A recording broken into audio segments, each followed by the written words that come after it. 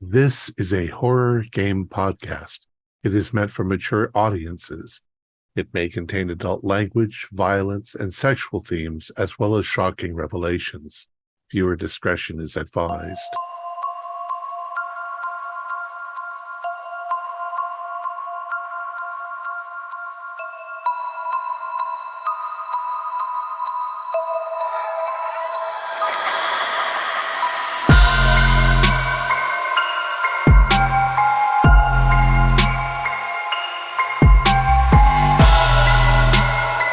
Greetings, fellow investigators, and welcome to our video podcast, Into the Darkness, where my friends and I are playing the Call of Cthulhu role-playing game. I'm your host, Thom Raley. The scenario is The Horrible, Lonely House in the Woods. It was written by Frank Heller, and it's from Worlds of Cthulhu number 4. Our Keeper of Arcane Lore is Brian Ridge, and this is a one-shot. Before we begin, please consider joining our Patreon. Any small contribution you make will be much appreciated. So without any further delays, let's begin our journey into the darkness. Brian? All right, thank you, Tom. So it's late summer 1926, and the four of you are friends, you're graduate students at Miskatonic University. Mm-hmm. And the fall semester is approaching in a few weeks. So the four of you decided to take a trip up to Canada to get some free time, maybe do some hiking, sightseeing. And you're currently on your way back to Miskatonic to return to your studies. I assume you live in like a dorm room or an apartment. Let's start by having you guys please introduce your characters a little bit so we know who's here. All right, I'll go since I'm driving. I'm Henry Myers. I am a sort of gaunt, skinny skeleton of a man. Clearly, academia has had its toll on me. I am almost trying to remember what you do on a vacation aside from catch up on reading and homework and writing and all the sorts. So I am trying my best to do this thing called fun. I'm Harcourt Donnell, and I'm kind of along the same lines. My family, though, has money, and they wanted to put me through medical school. They'd originally intended that they wanted a doctor, but I think I'm going to be a doctor, not the kind of doctor they think. I'm more interested in research. I'm interested in diseases and the way they spread, and that seems to be the direction that I'm going. And it's a lot of hard studying. So this is the very end of my break before I go back to school, and I'm just trying to have fun too. Hi, I'm Gladys Smithson. I specialize in both archaeology and biology because I'm originally from Dunwich and there have been some rumors. And so of course I've always wanted to check that kind of thing out. I still have a little bit of the, I guess you could call it farmer's drawl in my type of speech. And I do spend a lot of time in the library, especially doing double takes at times to a rather large book in a glass case that crazy old coot out on the edge of town kept going on about. Not sure what the big deal is, but whatever. I am Howard Bishop, rounding out our motley crew. Anthropology is my game, studying how we evolved as a species from the dreaded Dark Age to today, though I'm much more interested in folklore, myths, and legends of the strange and unnatural. I have spent quite a lot of my time in the libraries in the restricted section. Whether or not it was allowed, I will leave up to your imagination. All right, very good. Thank you. So it sounds like Henry's driving. Who's shotgun? I'll be shotgun. And then uh, Howard and Gladys are in the back seats. Mhm. Back seat. All right. So at the beginning of your drive, lively conversation mixed with raucous laughter and silly jokes. Since then, silence has descended. You all slump in your seats, exhausted, staring into space. The car rumbles over rutted roads, bouncing through potholes and over frost heaves. Mostly you're driving through heavy forests in which a deep darkness reigns, blotting out the moonlight. Only your headlights cut a wedge of light out of the blackness. Your driver, Henry, stares into the night, concentrating on avoiding the deepest potholes, but not always succeeding. The dull hum of the motor keeps alternating with a high whine when the car gamely attempts yet another steep climb.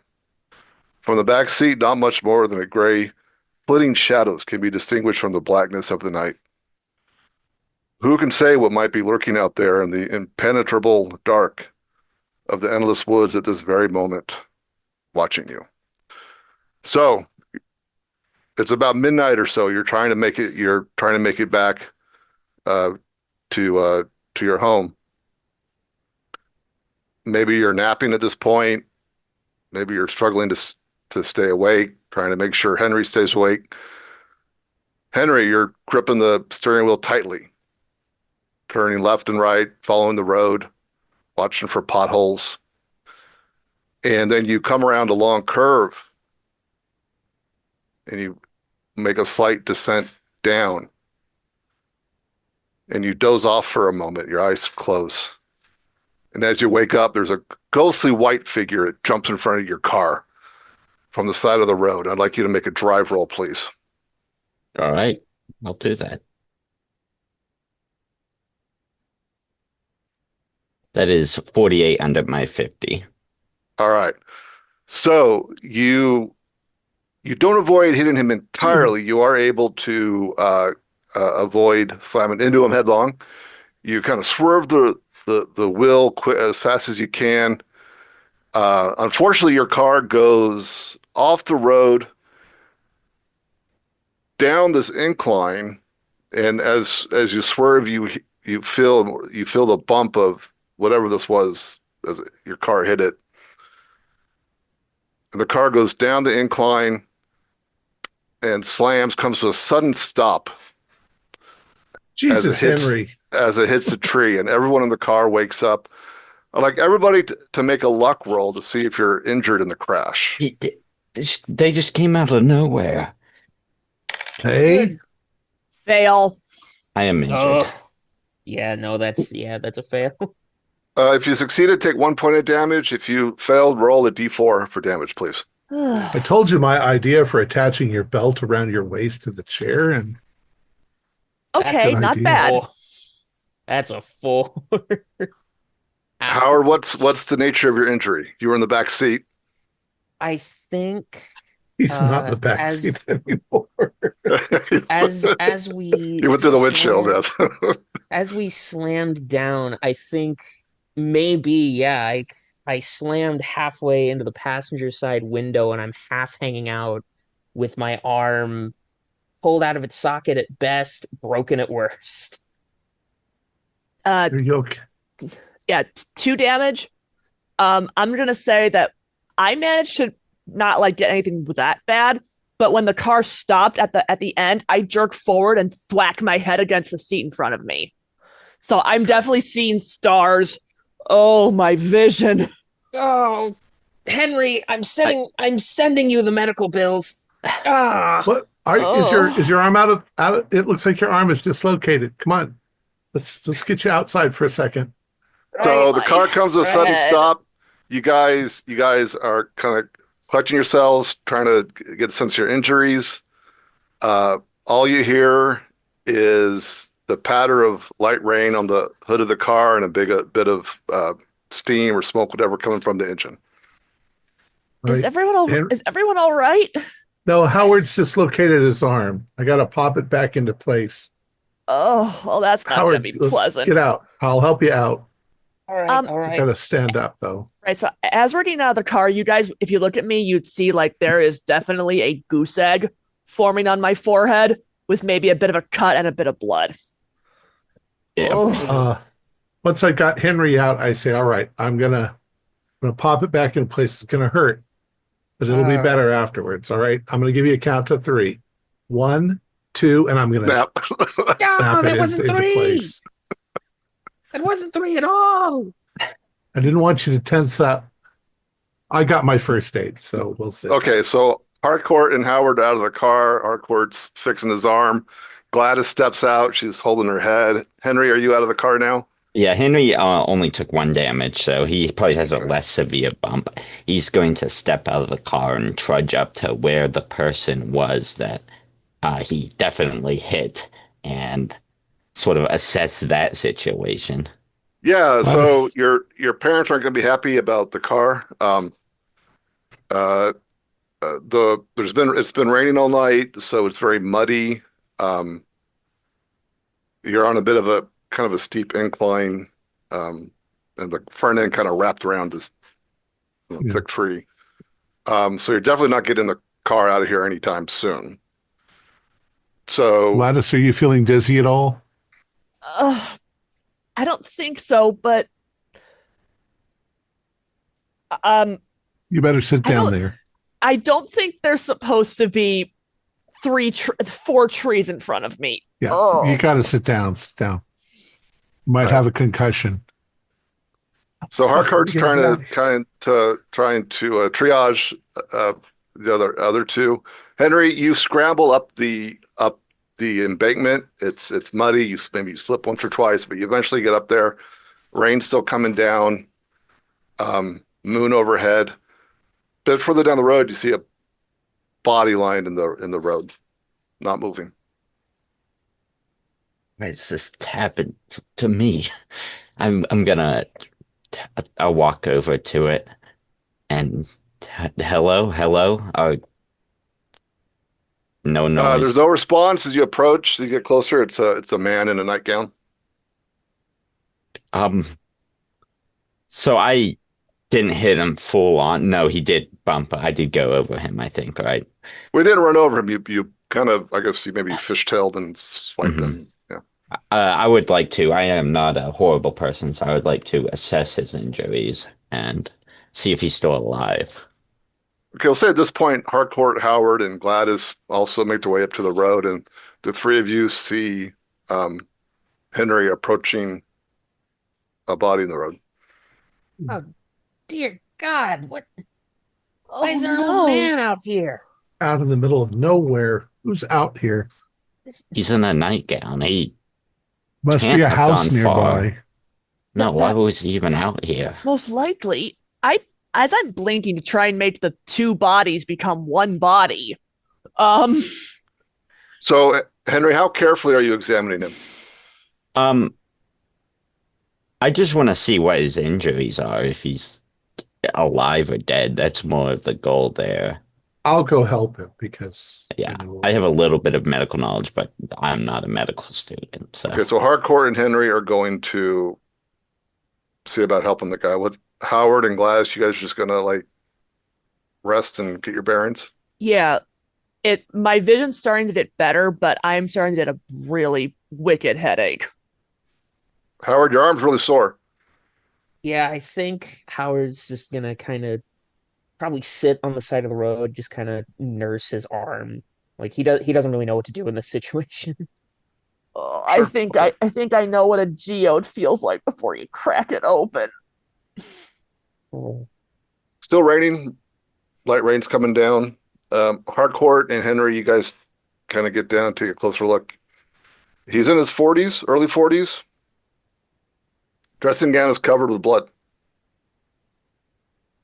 covered in blood, his own blood, or does it look like he's been splattered with blood? Well, if you like pull up his sleeves and look here and there, you do notice he has some knife wounds, Jesus which Christ. which which appear to be defensive in nature. Like oh, he was trying to. They're like along here. He's I, wearing a This wedding man ring. was attacked. I didn't kill him. He's still breathing. He's breathing very See if you can shallow. help Yeah, him. Looks like he's trying to say something. Like his They lips are come. moving. We're here. But I'll lean over. He kind of sees you, Harcourt. He kind of nods his head for a minute, and he says one word. He says, "Jack." Then he passes out. I would like Gladys and Howard to make a spot hidden roll, please. Okay.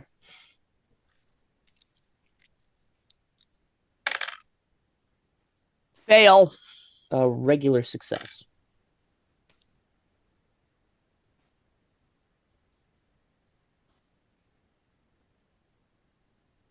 So while the two of them are looking at the this guy they hit, and Gladys is trying to get her head back on straight, Howard, you're wondering where the hell this guy came from, and you see, kind of bit back towards the way he came, but there's a little kind of looks like maybe like a road or something or trail, and then through the woods you see some sort of light source.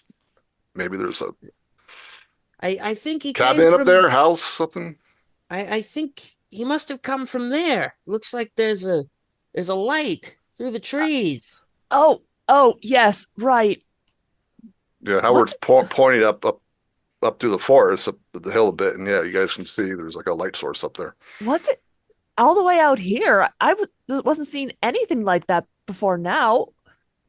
I don't know, I'd but be it's a place to rest out of the rain and a place to get this guy to lay down somewhere more comfortable than the pavement. I'm going to Is make a phone call too about the car. So Yeah, I was going to say, do we see telephone lines going up there? No, you're really remote.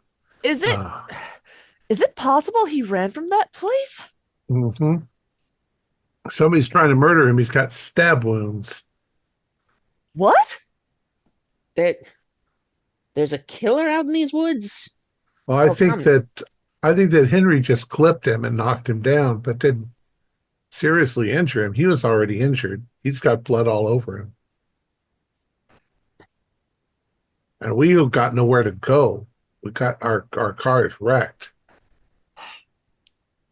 So I suppose our choices are wait out here for someone to Another possibly car. come by, or check out the possible murder house out in the woods. well, Is this Sunday night or Monday early in the morning? Well, it was midnight when we were driving, so it's Well, I'm probably just, Sure, are so we we'll say coming Monday back morning, after? but we'll say it's about 12:30. You check it's about 12:30, you check your watch. About 12:30 a.m. we should maybe we can get some things out of the car to help him, like Where was the clothing. last where was the last other town that we saw? Behind us or coming up ahead of us? Uh, it'd probably be at least a walk of maybe a couple hours. Jesus. Plus, you got this guy that I don't know if you want to save him or he's Well, we want to save him, but what can we do? Well, Uh, we have some skis from our hiking trip. We might be able to rig up something and drag him to the cabin. we have any? Okay, we got skis. Do we have a tarp or anything in our car? we might. I mean, yeah, we we'll say you have a tent. Maybe you probably you're camping. Maybe you had a tent. Sure. We can use the tent poles. And look, if there is a murderer, I doubt they're gonna stick around. Or if they're gonna stick around, if four other people are going to go up on them. He's got a and wedding ring. It could have been his wife. I've also, I mean, and obviously I was too concussed to notice anything about him, but has he been conscious at all? Yeah, he said Jack, I believe. Then he passed out. All right, Could let's get the tent poles and let's get the tarp for the tent and mm, let's get him on that make kind of a gurney and see if we can get to that house over there. All right. Maybe they've got Harcourt power. Maybe they've got telephone and we just don't see the lines, but out this could be far they behind might those. not. But he Okay. might have a vehicle. If they have a car. If we're lucky, but this far out, it's Henry you're ain't gonna lucky. drive. Yeah, you're lucky if there's even one phone to a town. All right, so you go. Some of you go back to your car to grab any other supplies that you want to bring with you that you think might be helpful. So real quick question. So here we are on the road where the guy is. The car is down here in the ravine. Is the house in this direction? Or do we have No, to go back up the and house go is on the other across? side of the road from where Okay. the car went down. So we do Go have to go to the back. car and come back. Yeah. All right. Well, All right. So we'll do that. Yeah. gather up the supplies to make that makeshift gurney. Any food, water, anything like that. I mean, you can always just come back at any time you want. I mean, it's probably I not suppose a that's huge, also true. huge If we deal. have We don't a need to carry everything with us. Well, Yeah. if we have a spare oil lamp, I'll take that since we were camping, so we can see where we're going through the woods. We have So two you're people. gonna grab the oil camp and light it up. Well, so we can Not- see where we're going. Yeah. Maybe away from the car. Do we have any kind of weapon? Did we do any hunting? Because if there's a murderer, I'd kind of like to have a weapon. Totally up to you guys if you have a weapon or not. I'll grab the tie iron. That's probably one of those. If we were camping, let's say we It- had a shotgun to shoot rabbits and eat them. I don't know. Actually, I'm going to say just because I'm an archaeologist and I have a bit of a sense of humor, I grabbed one of the tent pegs and the hammer we used for that. Okay. All right. So yeah, I mean, grab whatever you like. We'll get a shotgun. But I Sure. give the shotgun to Howard because I'm helping with the gurney. All right. One-armed Howard. Is that- Oh, yeah. Well, that's why he can't really help with the gurney, so with he the can glass. use his other hand to carry the shotgun. I Yeah. still have one good arm. I All can right. I'm not pass giving the it to lantern you as off a this present. one. I'm not giving it to you as a present. I'm just having you carry it for us. All right. So Harcourt and Henry, you guys you do like a makeshift gurney stretcher, and Two Harcourt poles with the thing in between. and Henry, you Mhm. guys are well, so you guys are carrying them. And we'll say Gladys has the lantern. Is that okay? Yeah, that's fine. Sure. Okay. Yeah. So the rain's still coming down. The guy's still alive. His breathing is very shallow. On occasion, he'll kind of flicker back into consciousness, and then he'll kind of go right out. But you guys you make your way back up the road where you came, and there's this driveway. You see, actually, there's like car tracks, tire Mhm. tracks. So, Cool.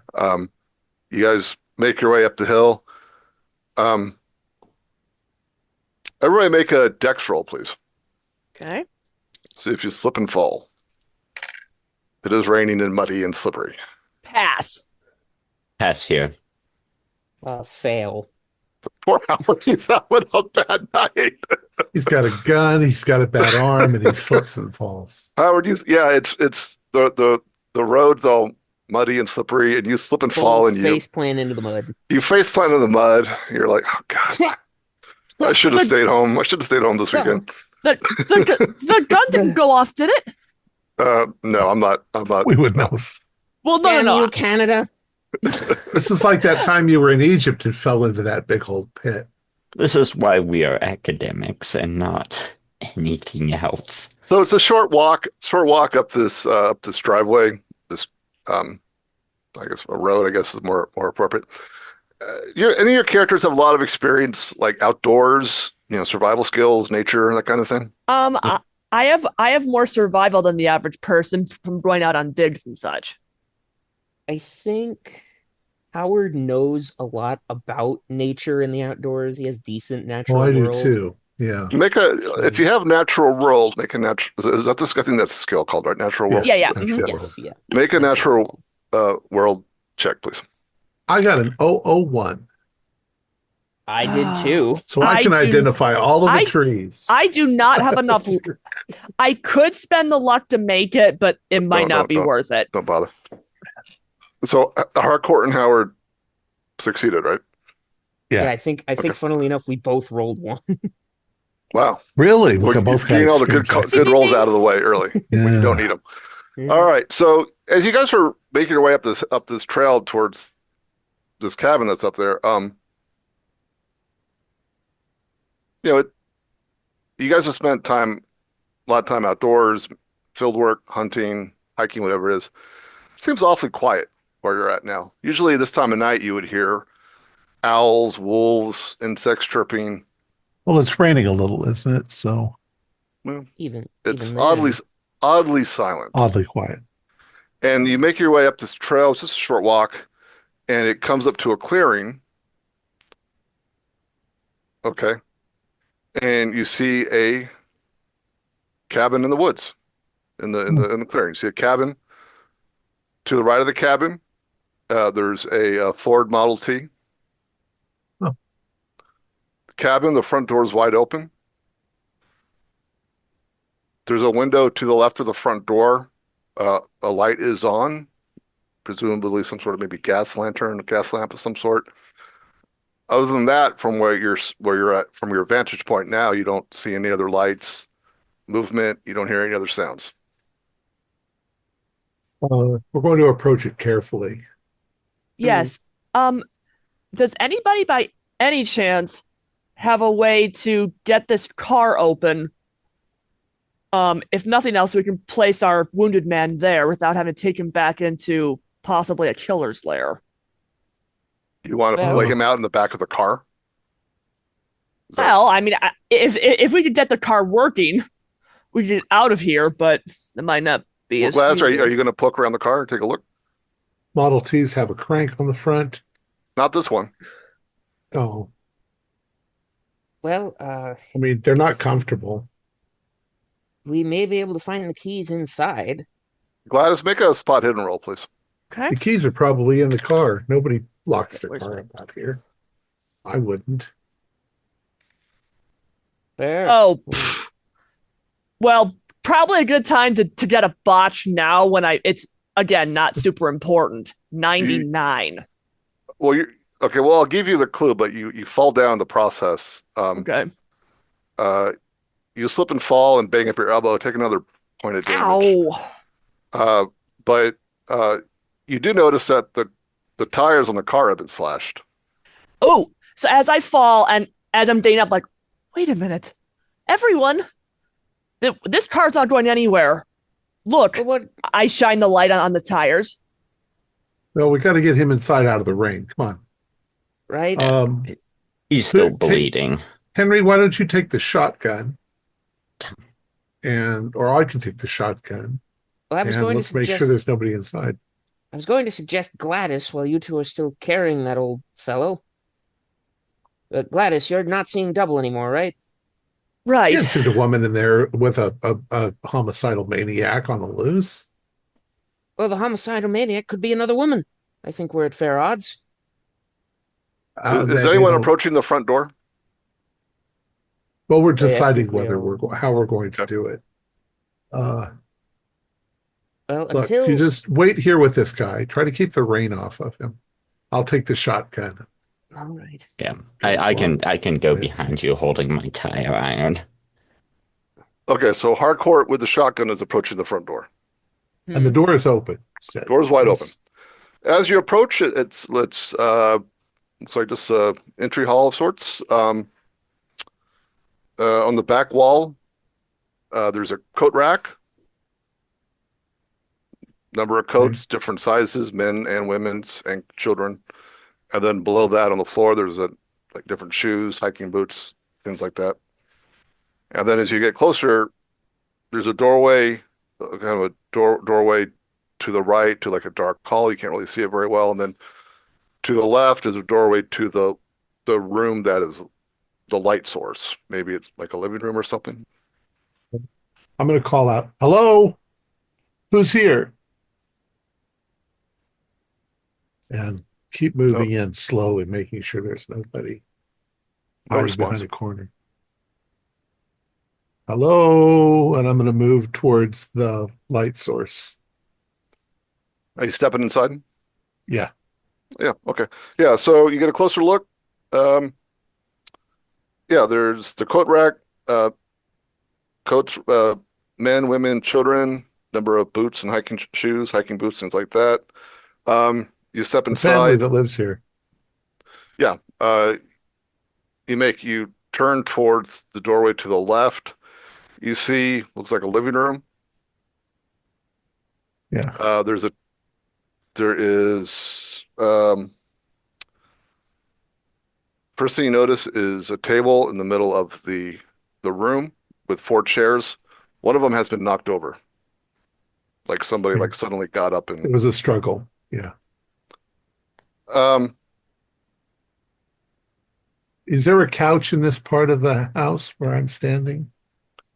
there's not. There's a doorway to the right to a dark room. Next to the doorway is a fireplace, but it's not lit. Next to the fireplace is some firewood. There's Any place we can put our You'd person? probably have to move the table out of the way a bit to clear up some space on the floor. Um, there's There's some coats in here we can use as blankets. Really? In the living room, Yeah.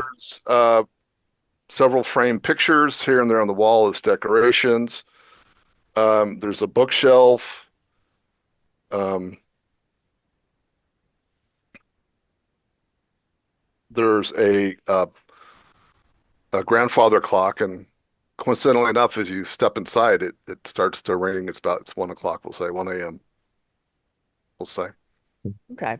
Um, Bring him in and warm him up. Can I go is this the room where the light is, or is the lights in the next room? Yeah, there's on the table, there's two things on the table. There's a gas lamp, and then there's a piece of paper and a fountain pen. Okay. Somebody was writing something. So I feel like I have to clear the house.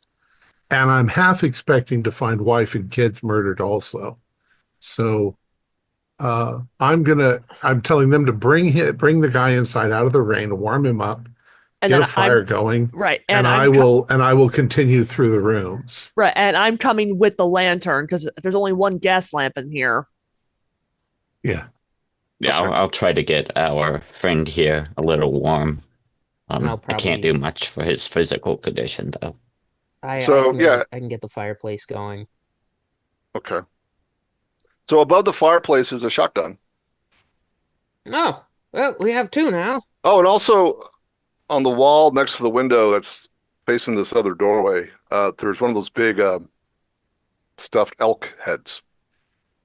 Sweet. A hunter's cabin, maybe. There And we as you kind of maneuver the table out of the way to clear up some space on the floor, there's a note there. Somebody was writing a note. I sort of lean down to sort of have a look at it. Back again. What happened? Why? What was Linda thinking? Why did she do it? Bad, wrong, evil. And now, where do I go? The fowls kaput? Ford. Yeah, the Ford's kaput. On foot? No. Nights too dark in the woods. Wait until morning? No. Not with my family hurt. I Here. have to Here. here. Sorry, yeah. Again, like I said, it's hard to read this handwriting. I have to check my Jack. Is he still sleeping? Yes. Yes. He'll sleep forevermore. My lovely Jack. I remember how he used to say, Dad, show me the Woods. woods. Show me the woods. We were so happy. Never again. First, poor Jack. My God. Can you zoom that in a bit more? I'm having to squint. Thank you. You cut yourself down in that junk heap of a cellar. Your innocent blood spilt. And then again, worse. Never again joy in life. Linda took it all away.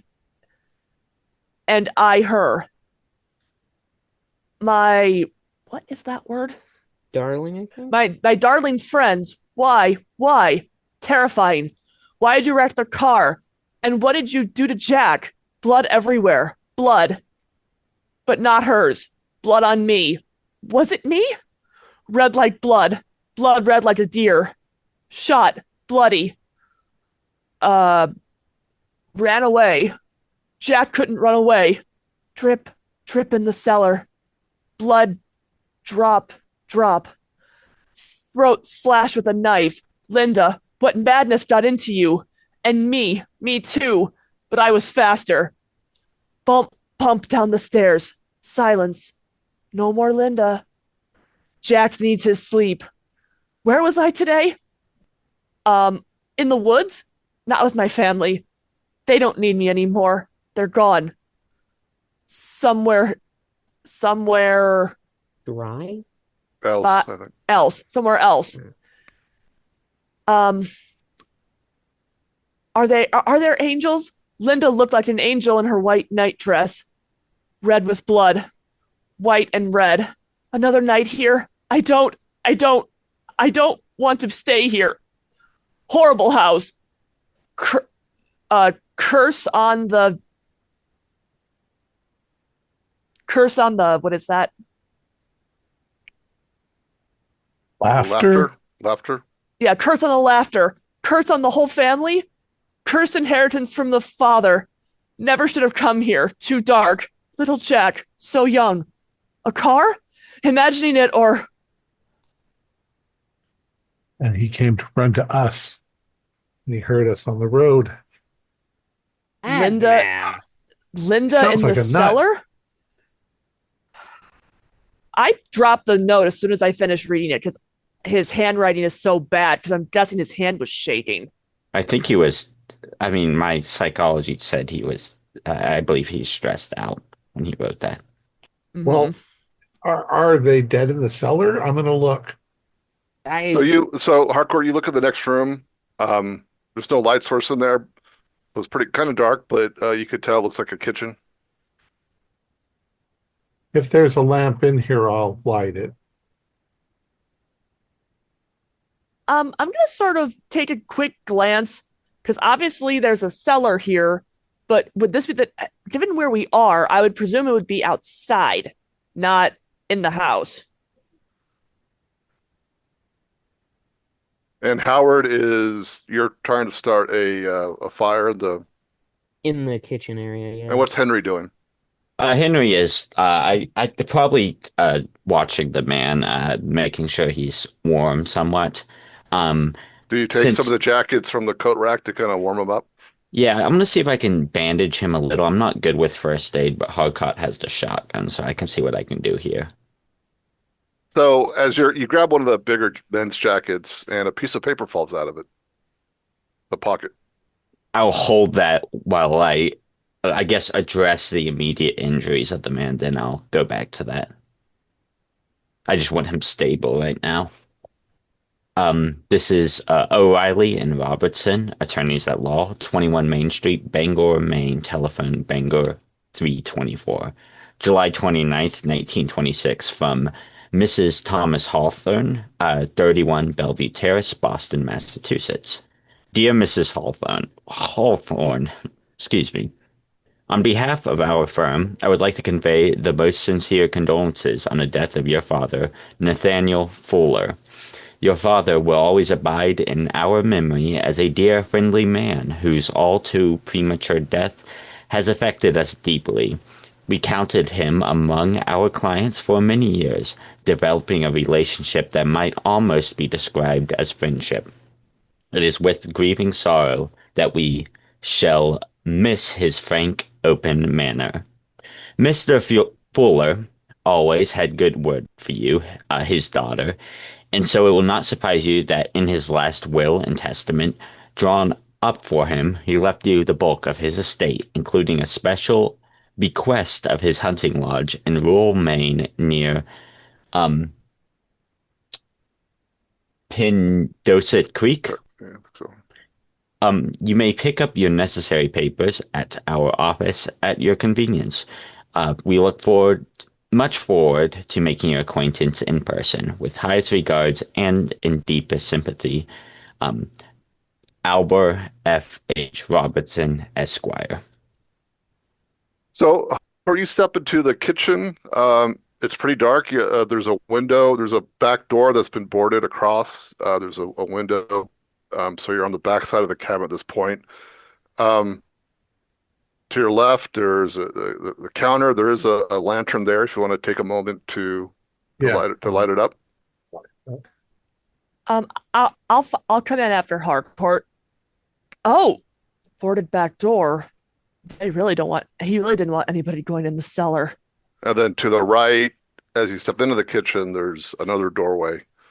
Uh, um, you assume it would loop around back towards the front where you came in. Howard, make a spot hidden roll, please. Ready? That is 20, I believe.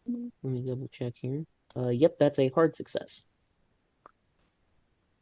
You're putting the finishing touches on this fire that you're trying to start, and then you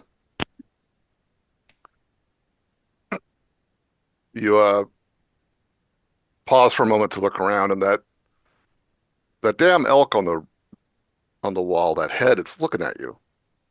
Seems really odd because you're pretty sure when you stepped in, it was looking straight towards the kitchen entryway. It's at an odd angle now, like it's looking right at you. I think I'll just take the poker I'm using to kind of stir up the embers and the kindling and just give the elk head a cautionary poke. Just Okay. nudge Okay. it. Hardcore at the kitchen. You illuminate the kitchen. There's So who's in the kitchen? Harcourt and Gladys at this point? Mm-hmm. Yeah. Okay. Two of you make spot hidden rolls, please. Okay. Okay. Nope. I got a 55 out of 55, so exactly right on My that. dice are not liking me today. So the both of you kind of scan the kitchen that's now illuminated. There's on the far wall, on the exterior wall, there's like a curtain, a door with a curtain. Maybe it's to like a pantry, you assume maybe. There's the back door, like I said, that's been boarded. There's a window. Uh, what's odd and out of place is there's a kitchen table there with a couple chairs, but the kitchen table's been flipped over and it's at an odd angle. It And looks like there was Harcourt, a struggle. you notice there on the kitchen on the shelf, there's one of those knife blocks they're called. Yeah. One of the knives is missing.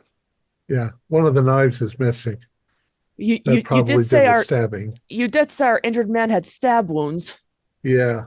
Based on the note, I think he and his wife had a fight. He said he was faster. Well, that's happens, but where's the wife? Bump down the stairs. No more Linda. Maybe.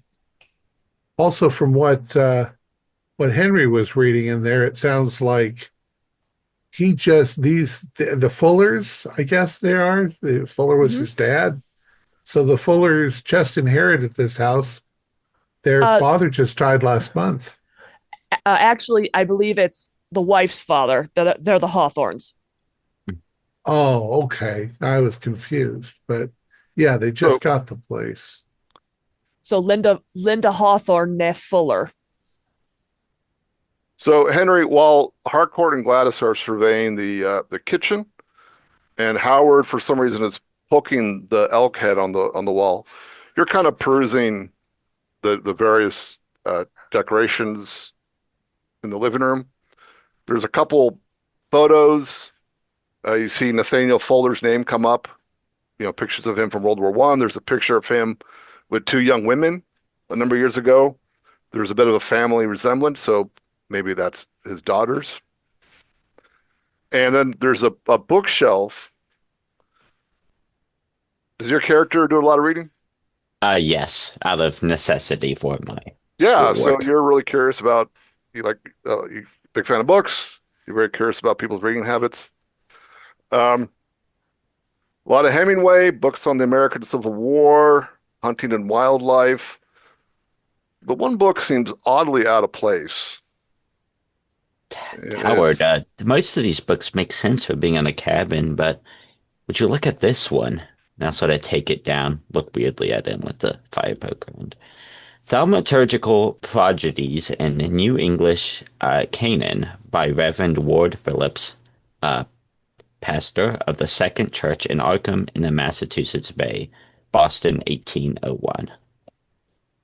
Well, that is certainly a strange book to have on hand. Uh, Might I take a look at that, Henry? Well, yes, I don't know a thing about thaumaturgical prodigies, so I will pass it over. Yeah, Howard, you have an interest in the occult, right? Very much Yeah. so. All right. You just kind of flip through it quickly.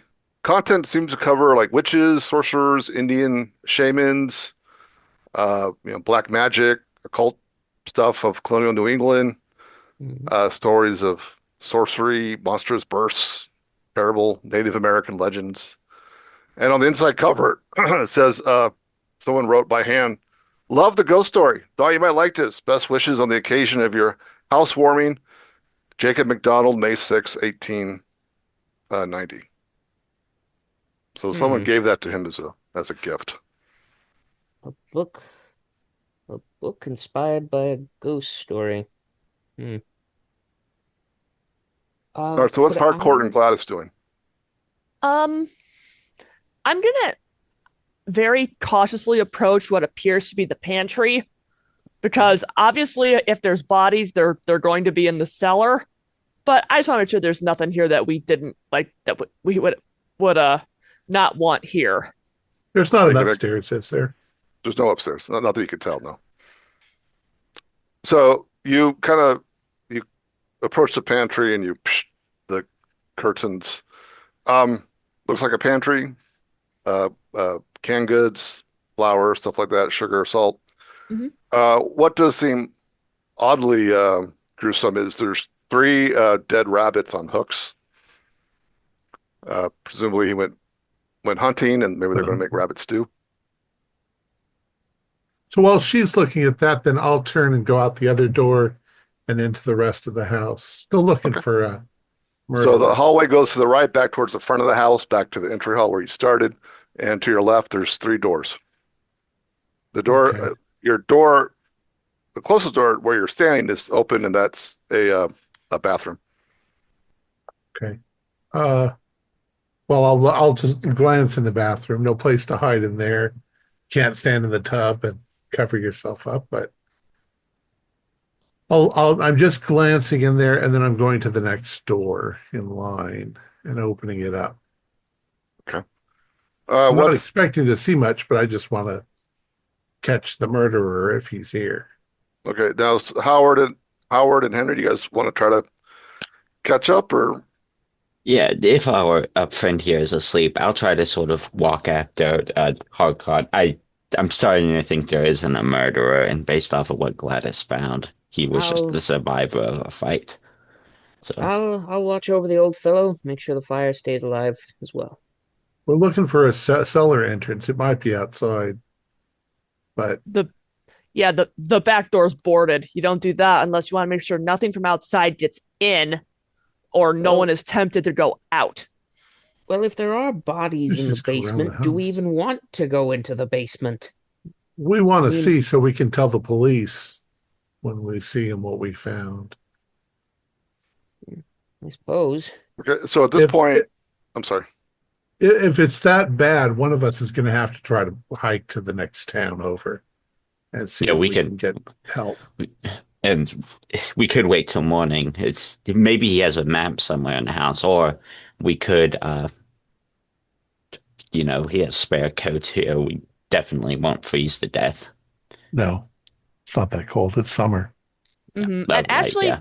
as I'm looking back into the front hallway, approximately how many coats and like so basically on the based on the number of coats and shoes, approximately how many people were here based on what I saw in the note.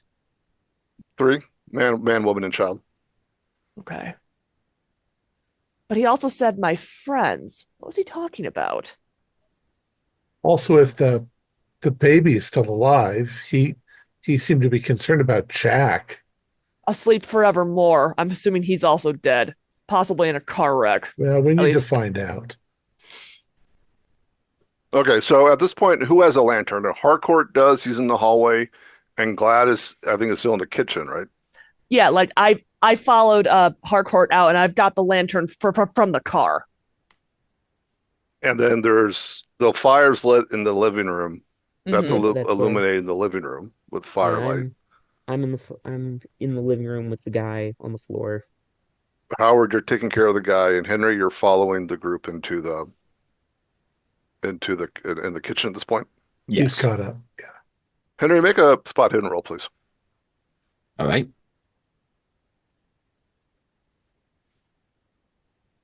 That is a failure. Okay. So Harcourt, you go to the second room doorway, Yeah. and Gladys, you're right behind him. Hmm. Okay. You approach and open the door. Um, room's dark, obviously, and you kind of put your lamp in there to illuminate it. It's a very Spartan room. There's a wardrobe. There's a small bed. Next to the bed is a nightstand. And in the bed, there is something's under the covers, under the blankets, shaped like roughly like a person, maybe a We child, might but they're not moving. we might have a body in here. Oh Hey, no. Henry. Yes, yes. Sorry. You have a body, Uh, you said? yeah, let's It check might be this. a child. I Well, don't. I don't. it might be our murderer hiding under the blankets. So I've at least got the gun trained on it. Yeah, I can move it aside. I can move the sheet aside. Okay, Um, so Harcourt's going to have the shotgun ready. Gladys is providing the light, The light. and Yeah. Henry's going to pull the blanket down. yes. Okay. Um, it's a child. Oh. Presumably, it's Jack. He looks very peaceful as you pull the blanket down slowly, like he's in a very deep, peaceful sleep. But then you pull the blanket down a bit more, the covers down a bit more. His throat has been slashed with a knife, and there's blood all over his like pajamas. Why did Linda do it? That's what he See, said. And That's what the note said. the sheet on the bed is covered with blood. I'd like Henry to make a sanity roll, please. and I'll probably cover it back up because Yeah. Okay, because he was the only one who didn't know what was coming. We did. yeah, I'll cover. I succeed the sanity roll. I'll Okay. cover up Well, the body with the take sheet. take one cent. All Lose right. 1 cent point. Just it's a dead kid. Not pleasant. Okay, His so you're just throat's going been to take a cut. look. So take a quick look and then cover him back up again. Yeah. No place to hide in this room. No wardrobe or anything to hide in. There's a small wardrobe if you want to open it up. I'll open it up. Like Pants, shirts. yeah. No person. All No. right, so One that more means, door. and the wife's body is probably in the basement. We need to check the master bedroom anyway. Howard, what are you doing while this is? Are you still keeping an eye on the guy? I'm keeping an eye on the guy, and I'm still taking glances at the elk head just to see if it keeps following me.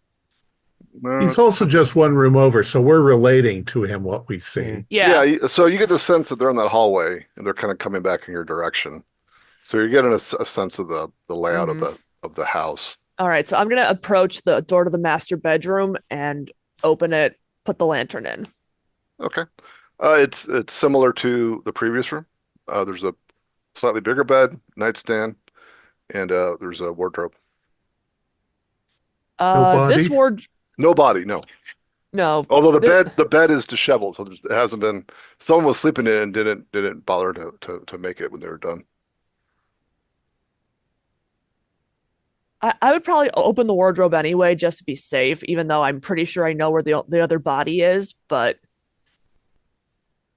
You open the wardrobe and it's a just assortment of men's and women's clothing, and then you see on the floorboard on the bottom of the wardrobe, it's like a scarf or something that's been kind of purposefully wrapping something up, something round. um, I hmm What'd you Harcourt, find? There's something in the wardrobe. I'm gonna hand Gladys the shotgun, Okay. and I I'll. it's wrapped in a scarf. If I were you, I may not want to touch that. I'm a doctor. I'm not. Death and dead bodies don't bother me, so I'm gonna open it up. Yeah, it's wrap This you is a unwrap it. homicide. It's a Yeah. skull, but it's a very old skull. It's not like someone was decapitated and yeah, Oh, recently. It's a very old skull. Any of your characters have anthropology or archaeology? I do. I Uh, got I anthropology. don't, but and mine are the same score, so I'll just ha. Regular success. Yeah, you look at it and um, you get your best guess is that it's like Native American, maybe a couple hundred years old. Spent a lot of something time he in the dug ground. up in the yard. Someone like someone dug it up and it was here for some reason. Howard said he knows about occult things, right, Howard? What? Yes. Howard, Yes, we've we we've found a skull here. we Maybe. have we have a Native American skull in the wardrobe. Oh, Is it dear. possible that a grave desecration could cause things to happen?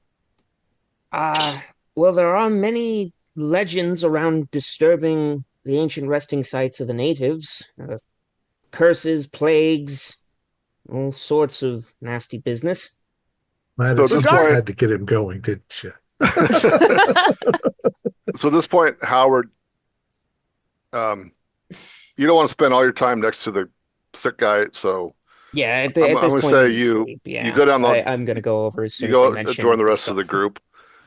Henry, are you gonna poke around the room a bit more? Yeah, Yeah. is there anything like on? I'm gonna go to the other side of the bed, not the side of the bed with the kid on it. I'm gonna look under it and see if there's anything under there. There's nothing under. I mean, there's maybe like we'll say some clothing or something, maybe shoe boxes. There's a nightstand next to it. There's a small woman's purse and a man's wallet. Yeah, I'll check through those. I'll start with I guess the purse and the wallet, and then probably to the nightstand. Uh, ID for a Linda Hawthorne, age 35, Bellevue Terrace. And there's a wallet. Um,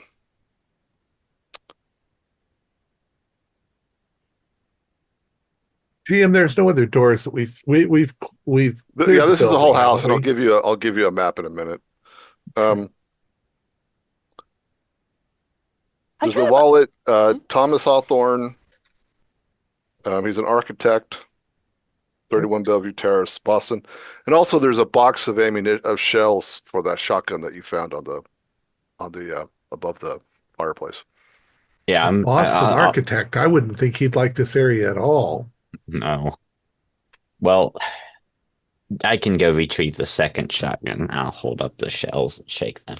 I think our man on the couch is at least a survivor, but I don't think there was another murderer. no. It According to sounded the like he note, was a little nuts. well, it sounds like they both went a bit crazy because I'm he. going to go back out into the front room just in case. I think we've Mm-hmm, covered all of the rooms, so mm-hmm. Um, I'll go check on his wounds and stuff. I'm gonna wonder about where they could have possibly found this skull I because mean, if nothing else, it should at least be reunited with the rest of its body.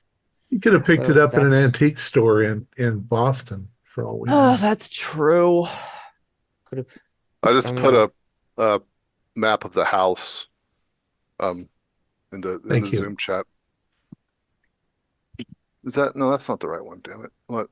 That's the exterior. Hold on. Okay, I'm sorry. So Gladys, you're going back to the living room, you said? Well, I was sort of thinking, like, when I was looking at the skull, I might as well, like, obviously, I have no desire to go outside, but I definitely want to at least, like, um, well, actually, there's one thing. I'm not going to go outside, but I am going to at least try and peer out the window to sort of get an idea what could be out there without actually going out there. 3 a.m. and it's raining, so there's no light. Yeah.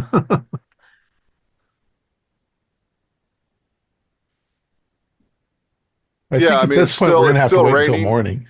It's still raining. Um, there we go. There we go.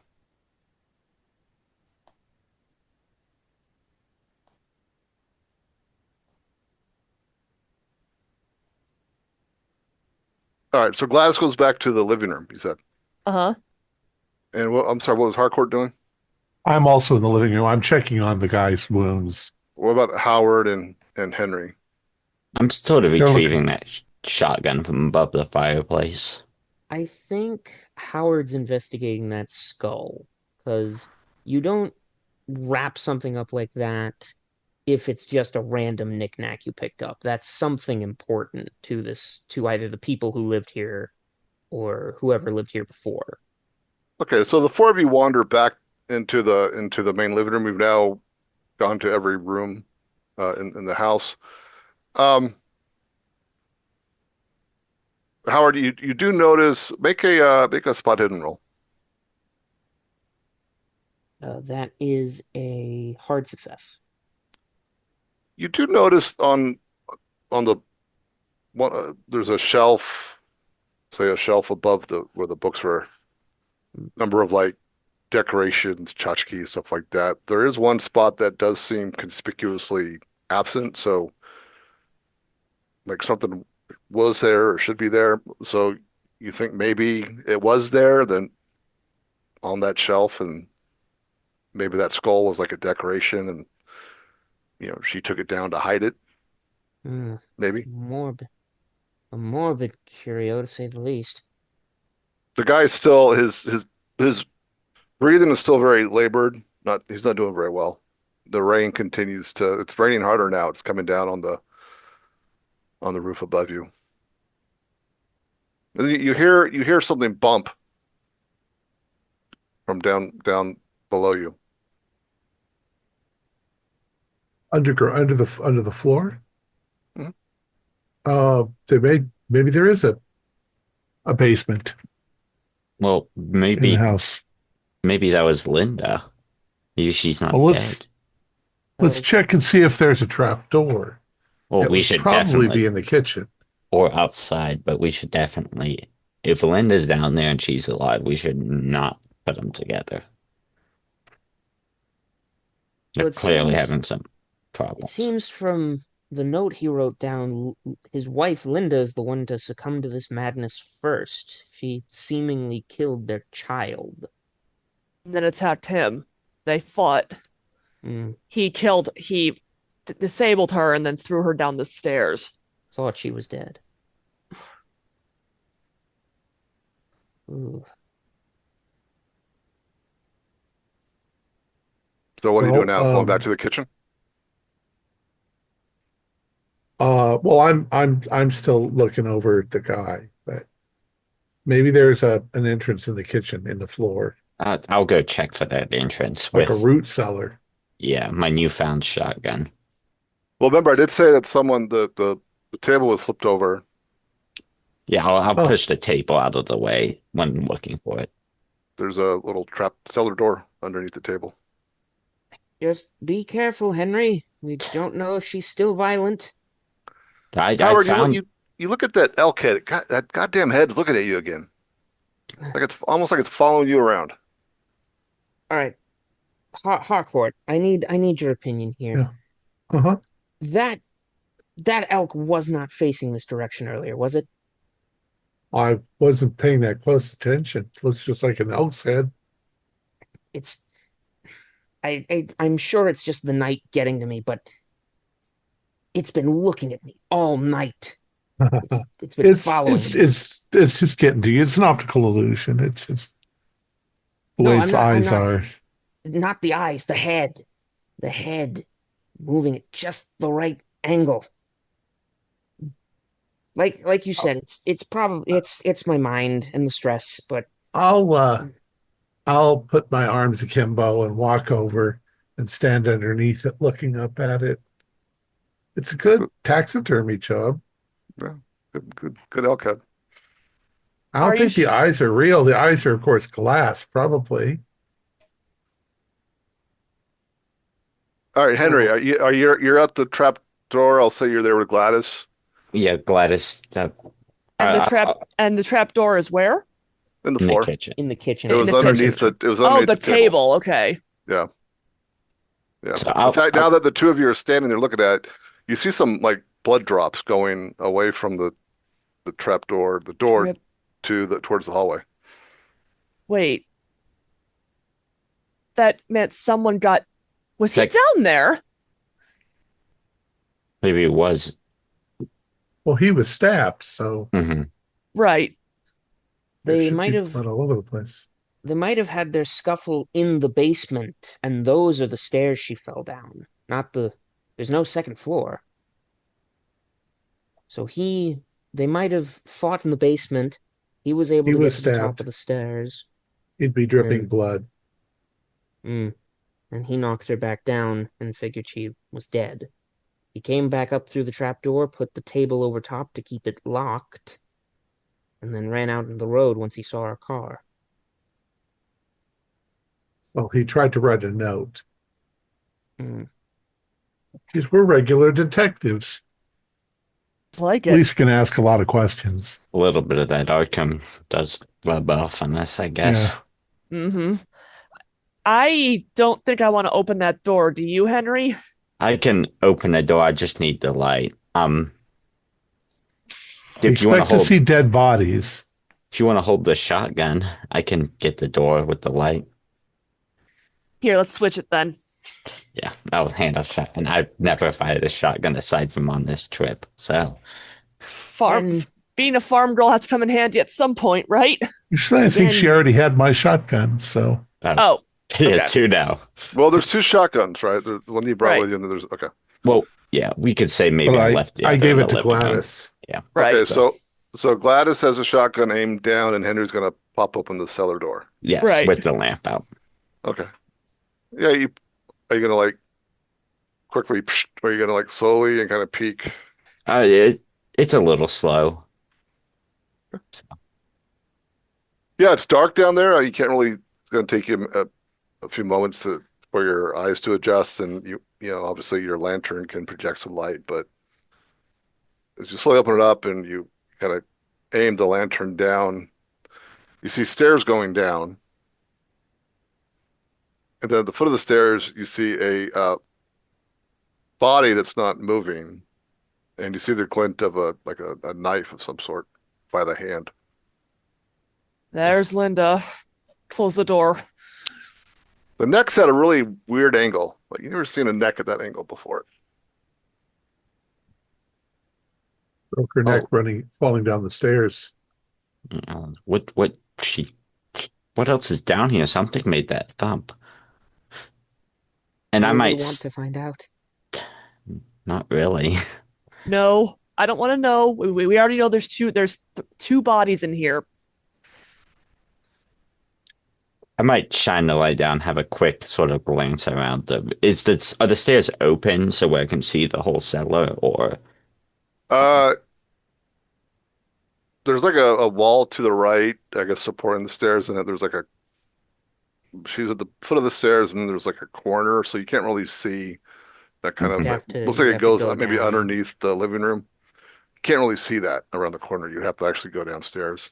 Mm. well, I might steady myself with the one hand on the wall and then go down with the lantern in the other hand. I just peek around the corner. Okay. You take your first step, and the wood creaks really loudly. Take a second step, third step, and then right in front of you is this woman. Presumably, it's Linda. Neck's broken, knife by her hand. Um, but she's not moving. Definitely seems to be dead. Shine that light around. Make sure there's nobody else down there. Yep, I will peek around the corner, shining the light. And Yeah. So, the cellar floor is packed earth. The walls of the cellar are made of rough stone. Um, that part of the cellar is full of junk, boxes, suitcases, broken furniture, curtains, an old stove, like a assortment of junk. Um, and there's a you see like a workbench, like some tools. Um, looks like he was working on a birdhouse when he died. Um, Any yeah, spare tires for the car? no, no. Okay. Make a spot hidden roll, please. I'm gonna burn 2 points of luck to make that a success. Well spent.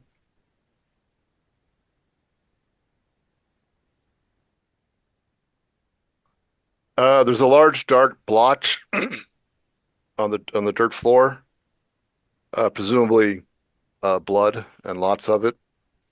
And there's also blood sprayed on the wall. I think they call in CSI like arterial spray, I guess. Mm. Um,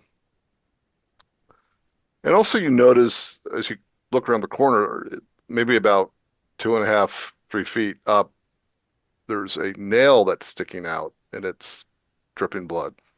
Or I guess it'd be coagulated at this point, but there's blood on it, like it caught somebody. You Yeah. Well, that might be. I think the letter referenced Jack injuring himself in a trash heap. Who's still in the kitchen at this point? The Uh, rest of you? I think so because I'm standing by the trap door with the shotgun, and then I don't know where everybody else is. Okay. I'm looking at the elk head. Yeah, Harcourt and It I are in the doesn't. living room. Looking at the Elkhead. Mhm. Okay. Yeah, I probably turn around and look at Howard, and I'm like, it's just your mind's playing tricks on you. I This has been a stressful night. I know, I know. While Henry's downstairs, the three of you hear a child sobbing from the bedroom. The hell? Harcourt, I'll immediately go, you said the child was dead, correct? well, yeah, I mean, Henry looked at it. Let's go check. Gladys, you hear that too. Mm-hmm. I'm definitely not moving away from the door. Henry, you might want to come up. Something's happening. Okay, Harcourt and Howard, you guys leave the living room. You make your way down the hall to the middle bedroom.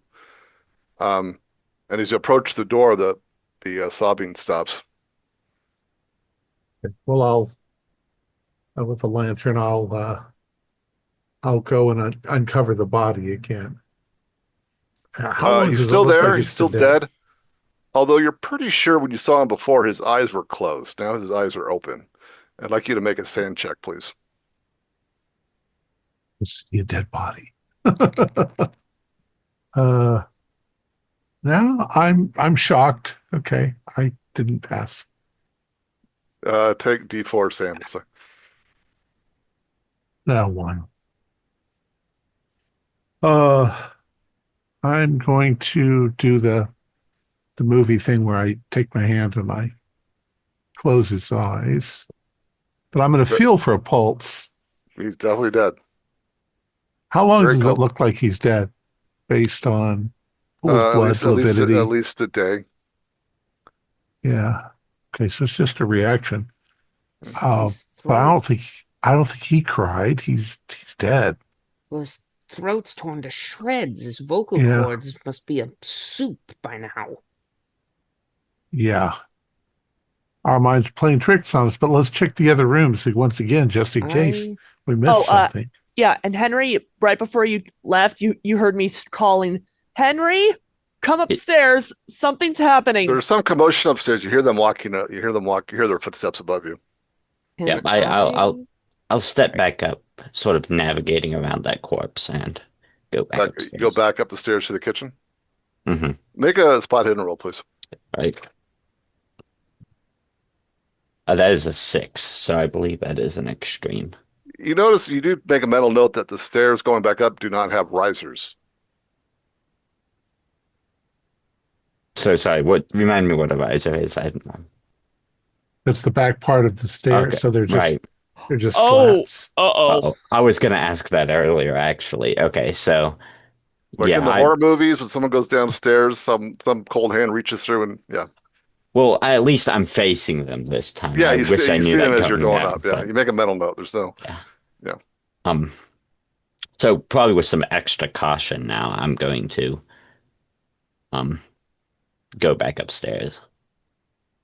As we're in the as we're in the room with this child's corpse, can I make an occult to try and remember what I know about ghosts? This has ghost written all over it. Violent death.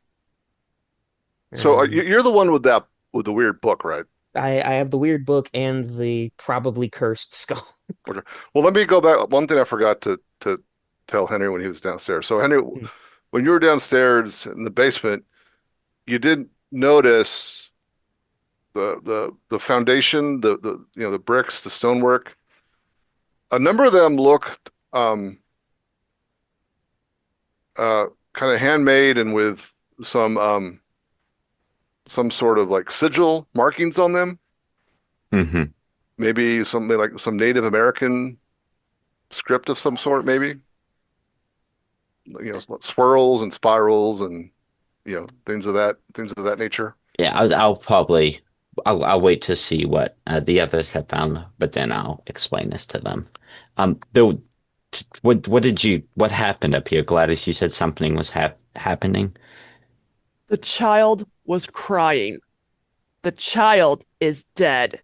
We We all we heard it. heard we heard a noise, but I think we are all getting ahead of ourselves. Well, yes, I think sometimes you all can influence each other, and because seeing a dead child, is very traumatic. Maybe it all affected you in a similar way. So What so did you find on there anyway? That there was the trash heap we read about in the notes, and on the wall someone had inscribed some sort of sigils. Um, Other than that, obviously Linda was down there. She's dead, and there was the nail with blood on the. Maybe that's where Jack injured himself first. Is it possible that I'm sort of mentally going through what that note said? Is it possible that Jack injuring himself in the cellar was what triggered his mother's rampage, perhaps? It let me let me read through this book here and try and remember a few of my studies. That so so Howard, hmm, while all this has been going on, when you have free time, you'll kind of go through the book and try to pick hmm, up what you can. You did notice in the book, um, there's a section called Myth of the Abenaki, which is a tribe of Native Americans from this very area. They're very reclusive, and they were known for being uh, guardians of a dangerous spirit called the Okanda Hepa, the spirit of the last summer. They were a Native American tribe from this very area. And all four of you guys, you're all upstairs now. You'll notice it's cooled off a couple degrees in the house, wherever you're at. this all right. Call it my studies influencing me, but I have a bad feeling. Gladys, would you mind joining me in the kitchen in the search for some salt, rosemary, herbs, some kind? Yes, Garlic. there's a pantry. I'll see what I can find. Well, I'm coming with you. Okay. So I'm assuming that Harcourt was finishing up in the room with the boy. Henry was coming upstairs from the basement, and then Howard and Gladys were. We are now in the pantry in the kitchen.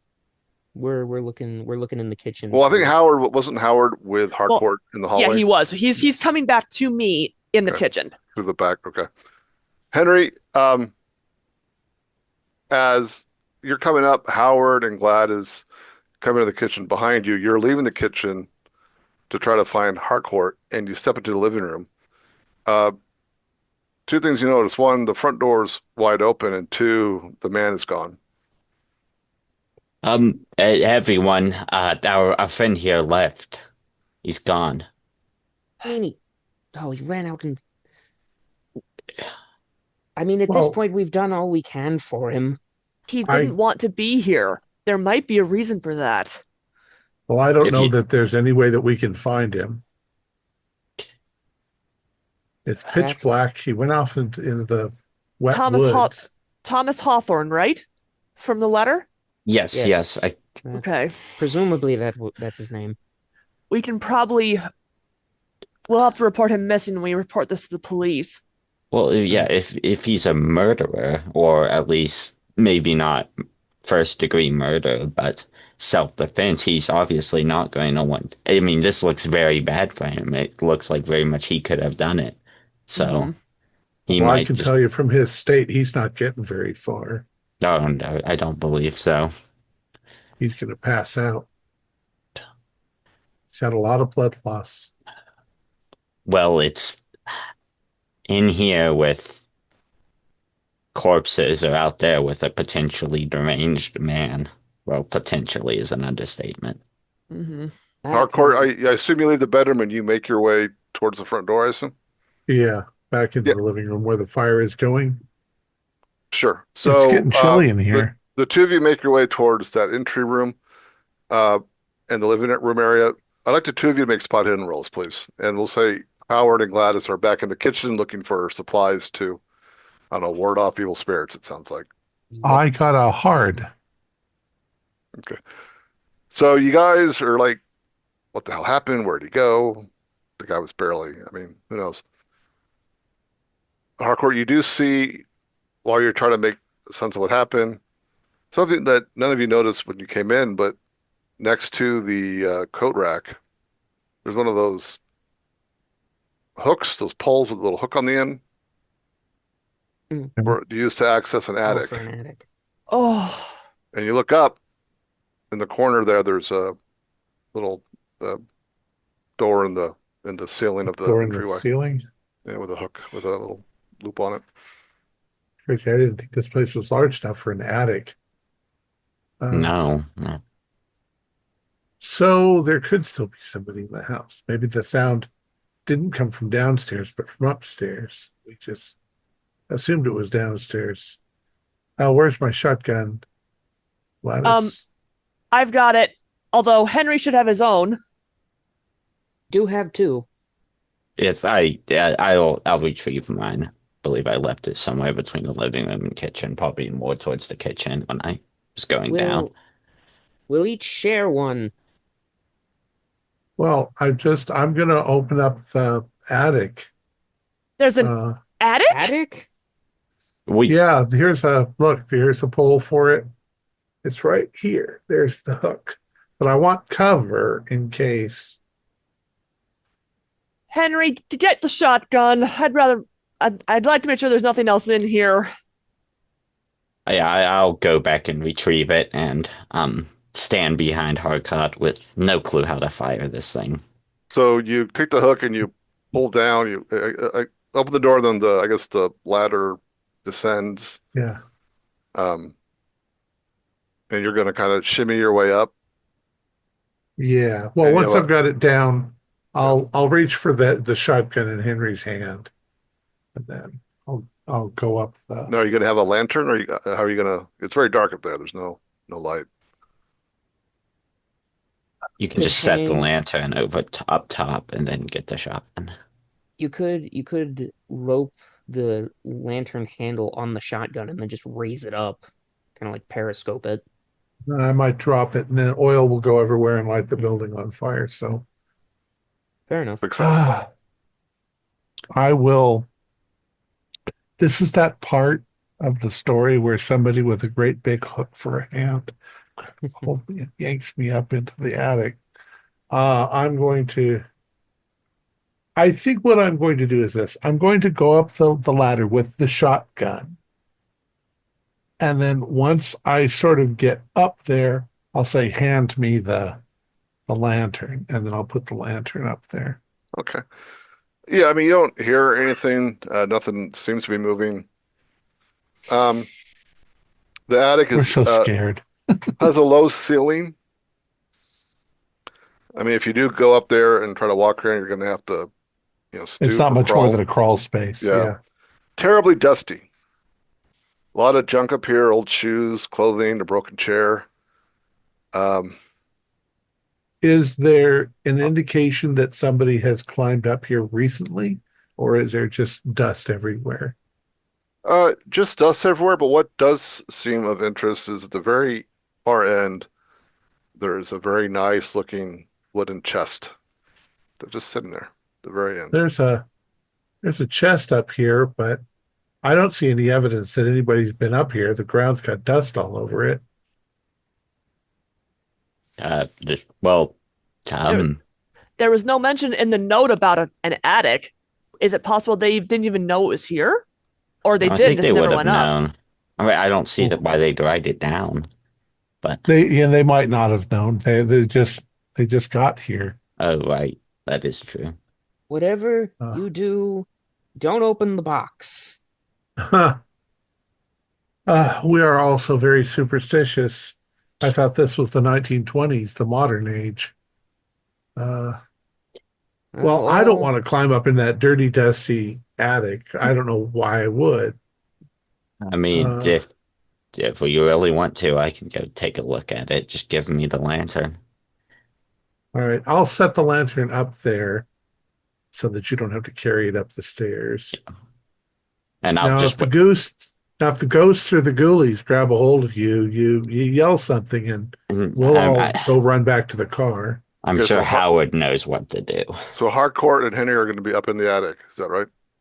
I'm not going up into the attic. Yeah, I think he's stepping down so I can go up and make It's the filthy. worst decision of my short life. So you're You gonna know what? you're How gonna I feel about germs? I'm an epidemiologist. okay. So you want to go check out this chest. Is that right? Hmm. Okay. So while Henry is kind of crawling his way towards the chest, the three of you hear a knock at the back door. Don't open it. It's boarded for a reason. I think as soon as he hears the knock, Howard's gonna take any like salt he and Gladys could find and just sprinkle it across the bottom of the doorway. So I'm sorry. So the It's two of you still in the kitchen, or did you go back towards the see what was Still going in the on? they're at kitchen, the but bottom of the stairs, Okay. All right. Yeah, aren't Gladys and they? I are in the kitchen. Okay. Okay. So yeah, you guys hear a knock at the back door. Harcourt, you're at the foot of the stairs waiting to see if Henry gets murdered while in Yeah. the attic. Henry, you approach the chest. Do you want to pop it open and go through it here, or do you want to try to lower it down? I'll The try to like scoot it back over to the entrance and have Yeah, Hardcore that's not too heavy. up down. You can scoot it and then kind of lower it. So Harcourt, you see Henry, he's trying to lower the chest towards you. That's probably the guy at the back door that walked out the front door. He's delirious. Oh, You guys someone here. you guys are ignoring the knock at the back door. I'm not quite sure of that. You put I salt have, like you put salt down, and right? Yeah. I'm like, and we can't open the door anyway. It's boarded. Well, it's just like a 2x4 Oh, okay. whatchamacallit. Just it opens in. I'll Mm, It was barricaded for a I mean, reason. there's also windows you just want to kind of try to peer outside and uh, I suppose if anyone wants a look, they can. I'm going to do what I think I should. I'm going to help Henry. I'm going to help Henry pull the I'm going to chest peer down. out the window. yeah, you see the back of the house. You see an outhouse. Um, there's some chopped wood out there. You try to look around, but you don't see anybody. There's nothing here. Well, Howard, most- Howard, while Gladys is looking out the back window, you keep looking at that elk head. You look at it and you catch a glimpse of the window in that front living room, and you Hmm. see the reflection back towards you. Um, the kitchen where the two of you are at, and there's someone in the room in the kitchen with you. I, as calmly as I can, I go right next to Gladys and I sprinkle a circle of salt around us. Don't move a muscle. So Gladys, Howard Howard? gets a little bit close to you, and he starts circling you guys with salt. I Howard, believe what's happening? there is a reflection in the window of a person that is not here. Harcourt? Henry? Oh, for We're crying not out alone. loud. Oh god, I think I know All what right, I'm doing my you thesis guys, on. you guys get the chest down, and Henry, you climb down the ladder, and I assume you latch the thing back up, and you hear the Gladys and Howard are yelling about something. Someone in the room. Uh, you gonna open up the chest? Yes, they seem to be on their superstitious thing, which I think is Yeah, Yeah. just you've always thought of Howard as a bit of an odd duck. Very superstitious. A salted duck. Yes. All right. You open the chest. There's a moth-eaten suit, a well-chewed pipe, a tin of tobacco, a silver pocket watch smashed by a bullet, maybe in the Great War, World War One, Yeah. a rusty bayonet, and a your first thought is that it's a human bone, but it's actually a flute made out of like a femur, there's Like from holes drilled in it. Tibet. Yeah. This And looks then there's interesting. a leather-bound diary with it says on the cover NF. Yeah, this is Nathaniel Fuller's stuff. Ah, nice pipe. I'm going to keep that. sure we'll find out how haunted the house is At from this this point, diary. At this point, you all hear the grandfather clock chime. It's 2 o'clock. Almost the witching hour. Wait, 2 o'clock again? Wasn't it 2 o'clock? It was two o'clock No. when we arrived. No, it's No, 12:30. No, it's 12:30. It was Oh, it's 12:30 when we 12:30. got Okay. here. Uh, Well, then we must make some final preparations before the hour's up. Howard, take a look at this flute, and I'll yeah. maybe toss it to him with a bit less care than I should. I've seen something like that before. Aren't those from Tibet? Possibly? Can I Oh, whoa. do either anthropology or occult about it? See if I know anything. Actually, could I do archaeology on it then? Well, so are you guys leaving the kitchen, leaving your Well, circle to go to the well, front? Well, first of all, do I look in that window? Do I see the figure that Howard saw? No. Okay. No. We're literally one door away from each other, so we're kind of Yeah, I think Henry just came in and handed it to us and then went back to the chest. Okay. Okay, so someone's reading the diary. Mm-hmm. Yeah, I think we found a Henry diary. and Harcourt- We're walking into the kitchen where they are, Okay. and Henry's With got the the stuff. diary. So What did you do with the trap door in the kitchen? Did you just close it, or I did you think we put closed the table it, back yeah. on top, or Mhm. what? Closed Why it, and not there's with a- the table? Because I Closed still want to it. show. and there's a line of salt where it would be. Why is there salt all over the floor? It's all over the floor. We all slip and fall in the Yeah, we're gonna fall down the stairs too. son of a bitch. It's closed. We're not going to Huh. fall down the stairs just yet. Cautionary measure. Right. All right, so who's reading the diary? Howard? Henry, I think. Henry. Hardcore, would you like to, or I can? I can take a look at it. Okay. April 12th, 1889. Today I inspected the woodland property I recently purchased. There was a hill with a large clearing that will be perfect for my hunting cabin. Nothing to cut down, but there are a number of large stones that might have been part of a native religious site. They were carved with primitive symbols and laid out in a rough spiral. In the center, there was a wooden rack with old worn blankets and what looked like a straw man, some bits of jewelry, and broken seashells. I fought with the natives back in the 1870s, and they sure are a strange bunch with a lot of superstitions.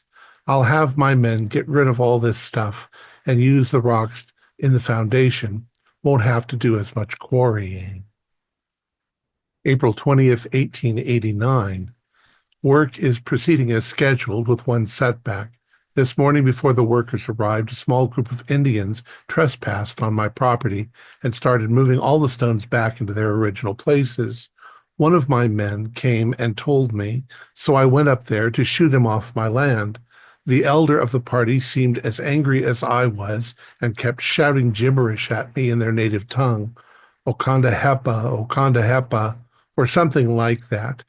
Finally, I got nervous and drew my revolver. That shut them up. They left, but not without giving me a menacing look. I told my men the Indians were not to come onto my property again. April 27th, 1889. Supplies have arrived this week. The men have been digging out the foundation. There was an incident. The men saw the group of Indians trying to creep back up the hill and had to fire a few shots over their heads to get them to leave. They seemed damn determined to keep trespassing. April 28, 1889. As I was eating my breakfast this morning, an Indian man, young, maybe in his 20s, with his face all painted, came up to me and said that the tribe elders wanted to talk to me. It felt like a trap to me, having dealt with their kind before. I told him that if the elders wanted a powwow, they would have to come here, and they had better not try any tricks. So this afternoon, a group of 5 came to see me. They all looked quite grave and serious. One was the old man from before. With his slow and measured speech, he warned me that I was building on bad ground. There was an evil spirit living in the hill he called the Okanda Hepa. He was mad about us moving the stones. I became very angry and told him that their beliefs were all superstition and nonsense. I told them that I was the owner and I would deal with any evil spirits myself, and that it was no longer any of their concern. They left without saying a word. May 9th, 1889. I don't know how they're doing it, but those damn Indians have managed to spook my workers. Now they're seeing ghosts. My construction supervisor says the men are claiming to have seen an old native dressed as a shaman in feathers and hides. He was walking around and it looked like he was playing a flute made of bone. They couldn't hear anything, though.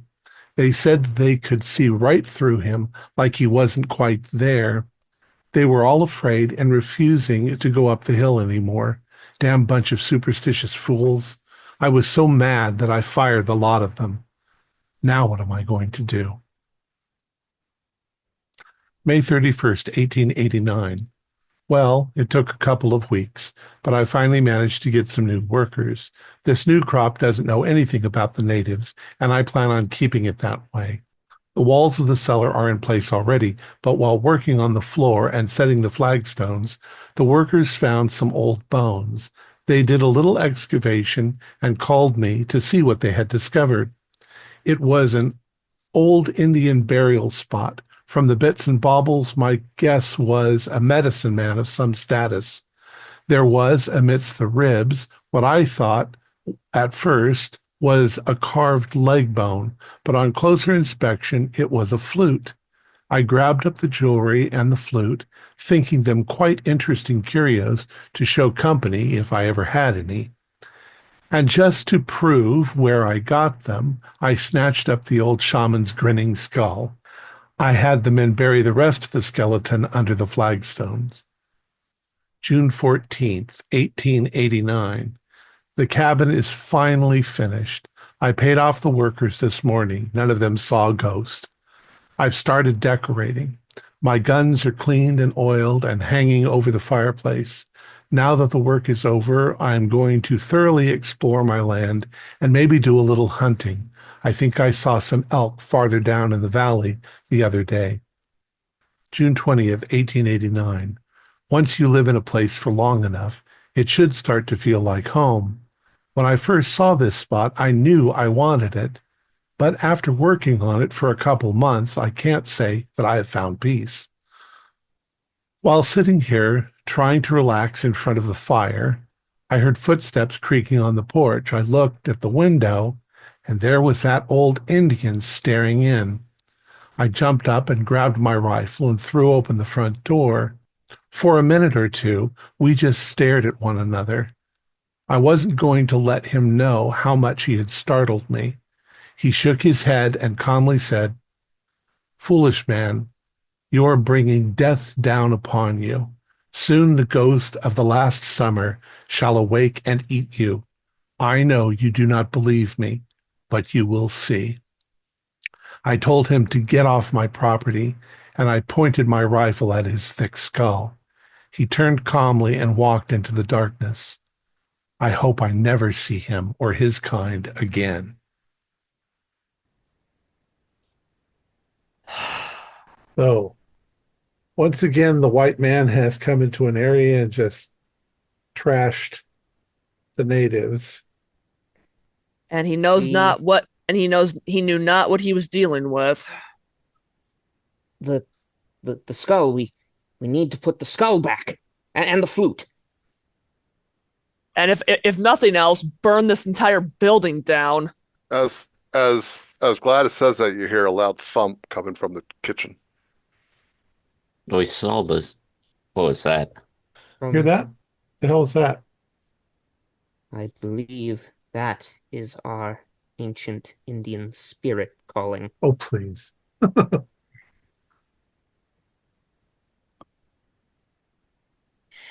Well, Always- Howard, there were those stones, and I did see them in the basement. Exactly. It's just as the journal said. He disrupted the burial ground of a native shaman. Probably the worst thing you can do. And used his stones to build the foundation. No wonder the house is cursed. When the little boy cut himself on that nail, blood might have gotten on the stones, angered the spirit further into coming out again. Maybe drove the mother mad, made them fight. Exactly. Well, they were members of the family, so Yes. are we in any danger? We're not related to these people. Were white. According to what that other Indian said, it's not going to care. You hear another thump from the kitchen. More than likely. Hello, Indian ghost. If you're there, we can hear you. Harcourt, did you not? Remind me where you guys are again. You're in the entry hall. We're in the living Yeah, room. we're like in the Yeah, living we're room, like in the entry hall living room. area, yeah. Like just under the attic door. The front door starts to creak open. I immediately run over and put salt in front of the door.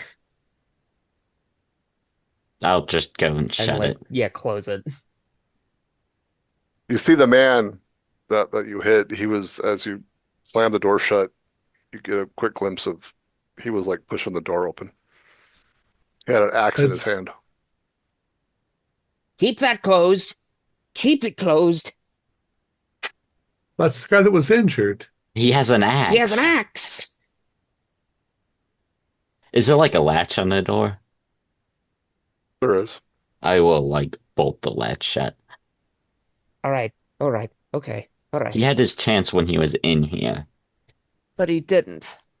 Well, I meant he had his chance to not try and hurt us. We're not going to let him back in. Right. Harcourt, you still have a good grip on that shotgun, yes? Yes. Keep it aimed at the front door if he tries to break in. You Henry, hear a horrible screeching coming from the kitchen, I like an Come animal. check the kitchen. That's our ghost. from the basement. It's coming from the pantry. The rabbits. They shriek when they die. All right. Henry, Gladys, with me down to the basement. I believe I may know a way to appease whatever's haunting here. Bring But the we flute need- and bring the flute and the The skull, flute I would and the assume. skull. Yes, we need to act quickly, or we all may not be getting out of this cabin. all right. I'll take a look at Harcourt and kind of deal with this stuff. So Howard's really gung ho of going down there with the bone flute and the skull. Watch your step going down. I'll get the I think lantern. Henry, you're going to get a paper out of this one. I think I will. Okay, so who? So Howard, who has the lantern and who has the shotgun? Think, I can have the lantern. yeah, Henry's got the lantern. Gladys is gonna have to carry the shotgun because I've I got a can't. shotgun. So Okay. three of you are gonna go down Mhm. like single file Um, down the Yeah. into the basement. Henry, you Watch, lead. Henry, you lead with the light. Gladys, you take up the middle. I'll follow behind. So watch your Gladys is Right. step going going too. down. All four of you are going. No, no, No, no. I'm waiting. watching the front door. Yeah, To make sure that Harcourt's that making sure the to front make door stays closed. yeah, to make sure Thomas can't get back in. Hmm. Okay, so Howard, Henry, and Gladys are going downstairs. Harcourt's staying up top to make sure no one gets in the house. Is that right? Yes. Hmm. Okay. You guys pop open the cellar door Mm. and the woman's not there anymore. Oh dear She God. was Okay. Right. Be maybe prepared. could be a wild animal down here, got down here. It's no physical animal, Henry. I'm gonna watch my back, and I'm gonna go down kind of not quite backwards, but sideways, so I can keep an eye at the space under the stairs that I saw earlier. No, you Because don't really have a good angle to. yeah, And there's the under the stairs, remember? It's that's what I was looking at. So Harcourt, you're keeping an eye on them and going back and forth between that and the front of the house. Is that right? no, I'm just standing here pointing at the front door, You're in the hallway or the living room. living room. Okay. But they're just back there, so I Sure. I can yell at them. Okay. All right. You remember what Howard said about that stupid elk head, and Yeah. damn thing's looking right at you now. Oh, elk is looking at me, Howard. I told Henry, you. You start going downstairs. And then Yep. Howard's following him, and then Gladys So- is Yeah, I'm in the middle apparently. with, Well, with you the got the shotgun. shotgun. Yeah, I've got the gun, so I'm going behind Henry. Mhm. All right, And Henry, I'm- you feel a cold hand grab your ankle. Make a dex check, please. Great. That's a failure. Not now, Linda. You you you humble, you trip. Some cold hand with long nails kind of cuts into your skin, and it kind of yanks your foot back a bit, and you tumble forward, take a D4 damage when you hit the hard packed earth floor. Ooh. My dice only only one, so I Okay. hit my Woo. head again. Okay. And as that happens, Henry, you kind of roll over to see what happened, and then from behind the stairs, and those of you on the stairs kind of see this as well. You see, well, it used to be Linda Hawthorne, but now her skin is pale, her eyes are milky white, her hair is all stringy, and her nails are long, and she's kind of coming your direction. Harcourt, you hear some sort of commotion. Something's happening over there. You also hear one of the bedroom doors creak open from the hallway. What's going on? Okay, I'm moving so that I can cover both doors. Linda's up and moving. You see that middle door's open. I think the kid is too. All right, Oh. we need to act quickly. All right, so Linda is going to jump on Henry and try to claw out his eyes. I'm going to try to roll out of the way if possible. Let's see how well she rolls here. Attack 50%. She got a success. You want to try to like dodge that or something? Yeah, I'll try to dodge. All right, roll. I'm gonna spend the 7 luck to pass if it was just a regular success on her part. Mhm. She lunges at you, and the two of you on the stairs see this, and you kind of roll over so you avoid the worst of it. And then she's kind of like on all fours, kind of next to you. Who has the gun? Gladys? I do. Gladys. Did you want to take a shot? Um, since she's kind of stunned, I'm gonna go right up to her because like my firearms isn't is like minimum, Mhm. Mm, but it's meant for close range. Hmm. So that's true. I'm gonna go up there, press this gun right against her and pull. Does that give me a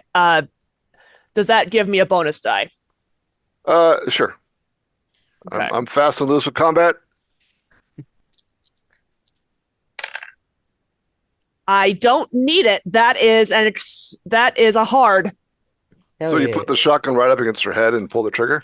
Uh-huh. Okay, what's Howard doing? I think Howard is taking this opportunity to go down the stairs, and basically, as soon as he sees that dark spot in the middle of the, Well, you were third, right, down the stairs, right? I'm third coming down. Well, you Yeah, can't get down because you're kind of blocked by got blocked Gladys. by the It's other kind of two. cramped down there. You don't really have so you're kind of stuck on the stairs. Um, Then I think so. You and you said heard Harcourt there's yelling. There's something going on upstairs as well. all right, all right. I put the skull and the book kind of as far down on the stairs as I can reach. Who has the And flute? I also have that. I put so it's the flute and the skull down where I am, so Gladys or Henry can get to them. As soon as you get the skull and the flute, dig up the spot in the center of the basement and bury them. And then I'm Harcourt, gonna. Harcourt, you see you're in that doorway between the entry hall and the hallway. You see young Jack kind of step out, or what used to be young Jack, step out into the doorway into the hallway. Again, pale skin, milky white eyes, long nails. What do you want to do? I passed my sanity roll, which I probably have to take. I'm just going to fire right into him. All right, roll. Once I realize it's not one of them, Howard, are you going back firearms. upstairs? Yeah, I shout up to Harcourt. I'm coming up to help. I got a 97, so I shoot wide. Yeah, the three of you downstairs, you hear a gunshot from the hallway. You shoot, and it's a shotgun, you said, right? Yeah. So uh, you take out a chunk of the doorway with Yeah. splinters. Howard, as you head back upstairs, It's Jack. I'd like Yeah, you to, you know. it's Howard, make a dodge roll, please. All right, Oh, that is Dead Jack. a success by whew. 1 point. Okay, as you go back onto the main floor where the kitchen is, at the very last minute, you see a, a knife, presumably from that that knife block, just fly through the air, coming right at your head. You dodge out of the way, and it bonked right up um, against the kitchen wall. Dear God. Okay, so Gladys, you got a big success, right? I a hard success, and I had my gun pressed right against Okay. Linda's head. Her head explodes into this rainbow ball of gore, brain matter, and skull. Henry, you think you get an ear in your mouth or maybe an eyeball Yeah, all I'll, over you, I'll do a sandy roll. all over you, just goop. Gladys has probably never killed anybody before, so. Yeah, Gladys, Yeah. well, make a sand check. I mean, yes, she's undead, but still. However, those damn Pass. rabbits they keep screeching and it's like just burning through your ears. It's Yeah. Pass. You pass. Okay. So you miss Harcourt, so young Jack is going to attack you. Okay. That's a crappy Prob- roll. He runs at you. Uh, obviously, he's not really thinking very clearly. Um, uh, mm, And I'm probably you're able to kind of defensively he kind of holding lunges, the kind of comes at you. You're able to kind of knock him Hold away, him we'll back. say. Okay, so you Yeah. push him back with you take your shotgun and he kind of falls backwards. Yeah. All right. Henry, you're like wiping this disgusting viscera Uh, off your face. that also might require a sand check because you just got I covered. yeah, I did do one. I succeeded it. Okay, good. Okay. All right, Howard, what are you doing? Sorry, Henry. I shout down to Henry and Gladys, the skull and the flute! Bury them! Uh, I shove them at you.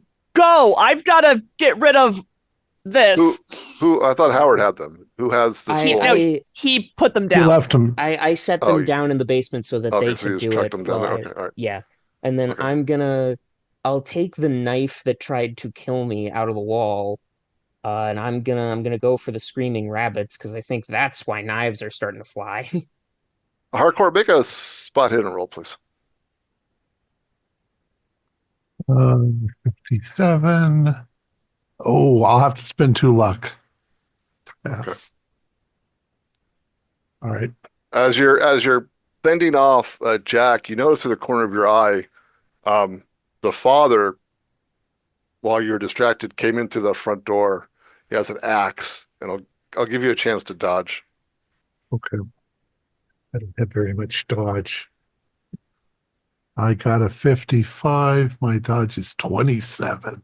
Oh, Ugh. Anyone know how I much can damage an axe I can does? roll luck. I can take luck. How much would I take? well, let's see. You roll a 56, you need a 27. That's 29 points of luck. Oof. And you said you had 60 cut in half to 30, and you just spent 2 for 28 total. So So I don't know if you you would have have burned almost enough. all your luck, but it's possible. Yeah. Sorry, how much luck do I spend? You've spent I two so far. You spent No, I know 2. how much I spent. I already did that Oh. part. Oh, how It's much do you 55. need? 55 minus 27. I'm not good at math. Is That's that what, 25, hang on. 24? That Hey, 32. is I yeah, don't know. 32. I'll spend 32 luck. Okay, so the father also looks like Jack, and again, pale skin, milky eyes, blah blah blah. He must have died outside. Died out there and got possessed. He kind of rushes at you and he swings the axe down. And again, you're able to kind of dodge it, and the axe goes thonk Right right here. into the hall, right where you were in the wall, right where next to where you were. Right. Okay, Henry and Gladys, what are you doing? You're down there with Okay. this headless corpse, and it's still twitching. Ugh. I'm going to very quickly look through look in the trash heap for like a shovel or something. There's a workstation, Yeah, maybe. there's a shovel down Oh, there. Sure. okay. All right. Grab shovel from bench, go to that blood stain, and start digging. So Howard, make a sand check, please. Okay. That is a success at 72. Okay, so the rabbits are driving you crazy. You're gonna try to kill them again? I think what Howard does is he doesn't think killing them again is going to do it. He's going to just like basically stick like rosemary and thyme and other herbs that are related to, exorcisms and things like that, and just Gonna stuff cook them 'em. in there. Stuff them in there and like light them up with, some matches or something. You're gonna burn the rabbit. Burn He's burn cooking the Hassenpfeffer. yeah, Yeah. let's burn the place down after we appease the vengeful spirit. Well, you're downstairs, so you can't. Right. If he wants to do some good old cooking, So you're gonna burn the rabbits. More trying to kind of use their bodies as almost incense holders. But Howard, I'm being attacked. in a minute, in a Doesn't make minute. it sound any nicer. All right. So okay, all right. Yeah, so Harcourt, let's do initiative between you and the other two. Let's see, do they have initiatives chat? Well, it's dexterity. Dex. My dex is 55. So 40 and 40. Okay, the father failed, son succeeded. Did you succeed on your initiative? Yes, I got a Okay, 23 out what's of your dex? We'll use that as a tiebreaker. Dex is 55. All right, you can go first. You can attack the father, or you can attack the kid. The father has a weapon, so he's probably the bigger threat. Since I blocked his axe with my thing, I'm going to try to turn it right into his stomach and fire. All right, roll. Oh, guess what? That stuff works in movies, but I got an 89. Oh, That's nowhere near. Uh, So I he shoot uh, right he, over his shoulder. he adroitly steps aside, and the shotgun, excuse me, shells kind of blast into the far side of the living room, kind of blowing up, uh, breaking some of the pictures and whatnot that are on the wall, and maybe some of the books. Okay, I'm going to yell at him. We're trying to break the curse. the kid comes after you, Oh, damn it. and he missed. I won't make that a hit. It was by 1 point. Uh, the kid, the kid, he kind of quickly gets up with almost like superhuman alacrity, and he just kind of rushes at you. Um, and he, with his long nails, like this, uh, take take 3 points of damage as he shreds. Okay. We'll say maybe like a long sleeve shirt on. He kind of shreds the sleeve and puts these My deep cuts beautiful down. shirt that cost 39 cents at the son of a bitch. All right, I'm not made of money. all right. So, what are Gladys and Henry doing? Gladys is trying to dig up the cellar, right? You're looking for the bones, right? The Yeah, skeleton. I'm looking for the medicine man's body. Henry, are you helping with that, or are you doing something Yeah, if there's else? another shovel, I will help with that. Well, as you try to help, the remains of Linda, she grabs like your ankle, and she's like holding on to you, preventing I'm you gonna from. stomp on that arm then. Just- Not now, Linda. All right. So Gladys, you see, while you're trying to do something productive, Henry's over there just attacking this corpse. She keeps just like fumbling with it and like blood all over the place. Howard, you're lighting the poor rabbits on fire. Good job. thank you. Harcourt, let's do initiative again. Okay. I gave him a free dodge. I got a 25 out of 55, so that's a hard. They both rolled poorly, so I'll let you go first. Okay. They're both Uh, close to you at this point. They're both close to you. The kid's coming from the hallway. The father's coming at you from the entry hall, and you're kind of in that hallway. well, let's see. Who do I think is more dangerous? I think the kid's more dangerous at this point. So I'm firing the gun. Oh, wait, how many bullet shots do I have? I can't shoot again. I'm going to try and hit him with the butt end of the gun, and I hopelessly miss.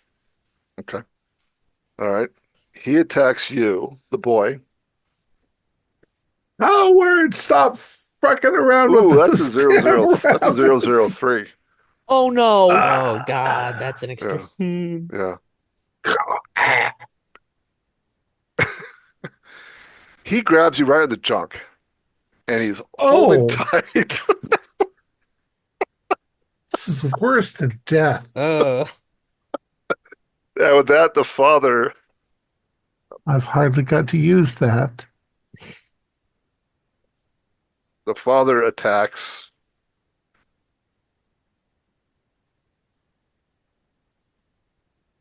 And he also got a success.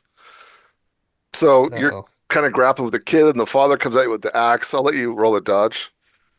Okay.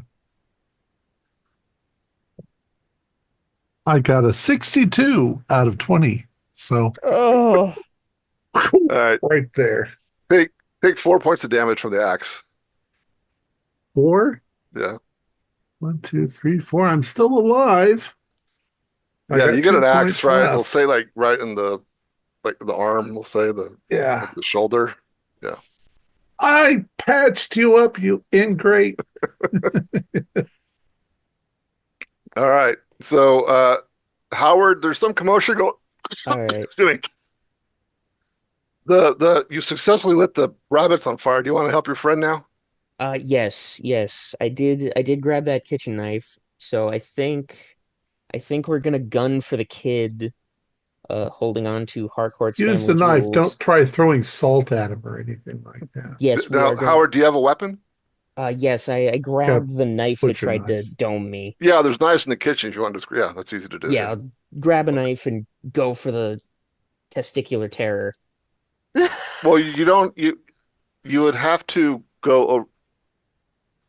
I'm going to say that the more direct route is through the living room. So you can attack the father this turn, or if you want to go the longer route, but you would have to wait until the next turn to attack the kid. We'll go for the dad then. If I Okay. can if I All can right. get to him now, we'll go for him. All right. And that is a 13 on my brawl, which, let's see, fighting brawl. I'll spend the 1 point of luck and make that a hard success. Hard success. Hmm. Okay. So, Harcourt, you're there grappling with the kid. You just took an axe from the father, and you see Howard kind of rush up from behind the man, and he sticks a knife right through the back of his neck, and then the point comes out the front of the neck like this, and then the Oh, blood gurgles down his chest. it's All How's right. about that? time. Get this kid off my nuts. How's that for damned superstition, Harcourt? Huh? Make a paper of me, will you? And Harcourt, one other thing you see while this is happening, you see that elk head literally moving its head, watching Harcourt as it makes its way towards you. The Gladys, you elk. spent some time, you're kind of poking around the earth floor. You do find human remains, a skeleton, very old. Okay, dash for skull and flute. Gently place the skull at the top of the neck. And I remember what the diary said. I lay the flute like it would be hanging around the guy's neck. Hmm. Cover it back with dirt, and then I'm glancing over at the foundation wall where all those stones are, Mhm. and I'm thinking, should I? Oh hell with it. Henry, help me get these out of the wall. We've got to make a spiral. Okay, Henry, so you're still pummeling. Well, has it let go of me? Yeah, let go. Okay. It let go of you. There's like blood everywhere. Yeah, Yeah. it's really gross. If there's like a sort of a chisel or something, I can help Gladys. Yes, thank you, archaeology. And the basement collapses and we all fall in and die. Yeah. Okay, so Henry, you move toward Gladys as she's putting as she's carefully burying the skull Hmm. and the bone fluid, and then she kind of quickly tosses some dirt on top. And then at that point, there's um, a moment of kind of tranquility, and then uh, wind starts to pick up, almost like a kind of spiral pattern, kind of a wind. And you see in front of you this ghostly apparition of a Native American medicine man with his own bone flute, kind of I appears in front of you. I looked up at him and I'm like, I am so sorry for what that horrible man did to you. We're trying. And he starts playing a tune like he's trying to demonstrate the song that you need to play. Oh, dive back into grave to grab flute. Weird. And it might not sound the best, but I'm sort of following, like, I'm basically treating him like he's my music teacher and like playing along with him. It might not sound all that great, but I'm trying. Okay, so Harcourt and Howard, I'll give you guys one more action, a free action. Well, I think I will help my friend get rid of the demon holding his carriage. I'm fighting off. I'm fighting off, yeah, the kid. I'm going to try to hit him with the butt All of right, my. Howard, you can roll. All right. I'm trying to hit him with the end of my. That's another hard success with a 10. Now, what do you, and you're stabbing him with a knife? Stabbing him with a knife. Oh, right, yeah, right. So you pull the knife out of the father's neck, and the kid's like just trying to cause hardcore as much pain as possible, just squeezing, squeezing, squeezing. His nails are digging in. And you just come Yeah. down, and the kid's maybe what, 3.5 feet tall. Just right through the top of the What? head. You go boom, and the knife pierces right through the top of his skull into his brain. Um, and then at that point, and then you guys hear kind of the sound of a flute coming from the kitchen in the basement. And then the father and the son, their bodies collapse and start convulsing. Henry, you're watching this. Gladys, you're kind of following, uh, kind of copying what you're seeing from the medicine man, Mm-hmm. and you start playing this tune. Um, and then downstairs, another entity starts to arise from the earth, and this is also looks like a Native American, but much more kind of wolfish, almost like a Mm-hmm. werewolf kind of thing, with like a Mm-hmm. very hirsute and sharp nails and sharp teeth, and it kind of appears out of the earth, and it's holding its ears like this song that Gladys is playing is hurting it. Pretty.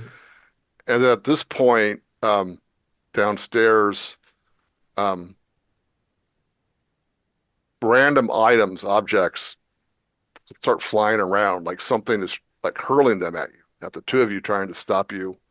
Gladys, like a hammer, screwdriver, Mm-hmm. this and that starts flying around. But you continue playing Mm-hmm. the tune. Upstairs, the two bodies are convulsing. You hear laughter. You see the elk head is like watching the two of you, and it's just like laughing at you, enjoying it. And Northgard punches the elk. No, I'm still recovering from my nut damage. Okay. Um, um, and then the the evil spirit, it makes one last effort to prevent what's happening, and it channels all its energy. Gladys, you feel your teeth start to you feel this ache in your mouth, and your gums and your teeth start to vibrate, and then it ends up with your teeth just exploding in your mouth, splintering, shattering, exploding in your mouth Jesus. while you're finishing this tune that you're supposed to play. Mm-hmm. And so your mouth is just filled with blood that you're spitting out, and there's teeth fragments you're spitting onto the Mm-hmm. floor. Henry, you see this. This is really unfortunate. I'm Yeah. I'm staring daggers at Wolfie Hmm. and defiantly still playing because you know what? Go home. Yeah, as you put the finishing touches on this, as you finish the song, the spirit, it does, and then it slowly dissipates. The two bodies upstairs, they explode into blood and bone. Uh, the elk head kind of just droops, and then there's a moment of silence.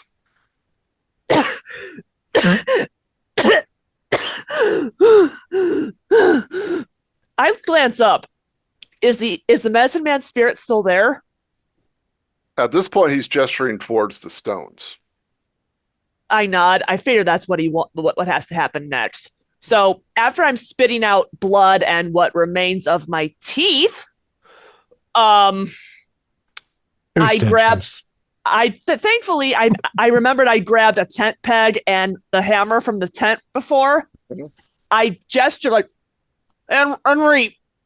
I hold them up and I'll gesture go over at the.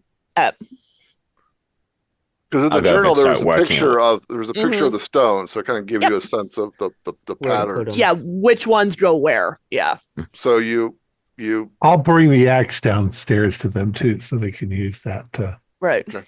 Yeah, I think at this point we all kind of convene to help put You the convene spiral back. downstairs to help, and you're looking at the journal, and the two of you go downstairs. You also see the spirit, and he's kind of pointing, gesturing. Uh, Mm. the stones have to be in a specific pattern, and you kind of lay out like a spiral on the floor. You know that this house is probably going to collapse at some point because it's losing all of its foundation support. But when you put the last stone in place, the spirit of the medicine man, he kind of smiles and kind of gives you a thankful nod, and then he kind of disappears. Um, Despite the blood running down my mouth, I, you know, did this cover where the medicine man's body is? Yeah, I think What, you so. mean the stones? Yeah. No, they're kind of laid out and they're more kind of dispersed. Well, I guess would I be able to at least put the flute with his body before Yeah, we you could do leave? that, sure. Yeah. I mean, he's kind of the center of it. Right. Yeah, yeah, you can do that, sure. Sure. Okay. Because honestly, I don't want to take any chances about like taking anything out of here, even though that flute would make a like a memento. But nope, not Yeah, doing it. I wouldn't take that flute with you. That's a bad idea. Yeah, So so so no. Gladys, you guys see Gladys, she's in terrible pain. She's got blood all over her mouth and jaw and her shirt. All of God. her teeth are gone. So she'll need some You just 1920s. lost your teeth. That's all. She'll need some Ow. 1920s dentures, which I think are made of wood, And if I remember correctly. right, and Oh no, they had you dentures. you guys Oh, see did me it? putting a bloodstained flute in that circle of stones, like where the medicine man's body is. Yeah, and with that, you guys go back upstairs. We'll say it's maybe you hear the clock chime. It's 3 a.m. And at which point I turn to all of you, grab the lantern from the car. No, yeah, we I, got I, I the tell them, idea. get out.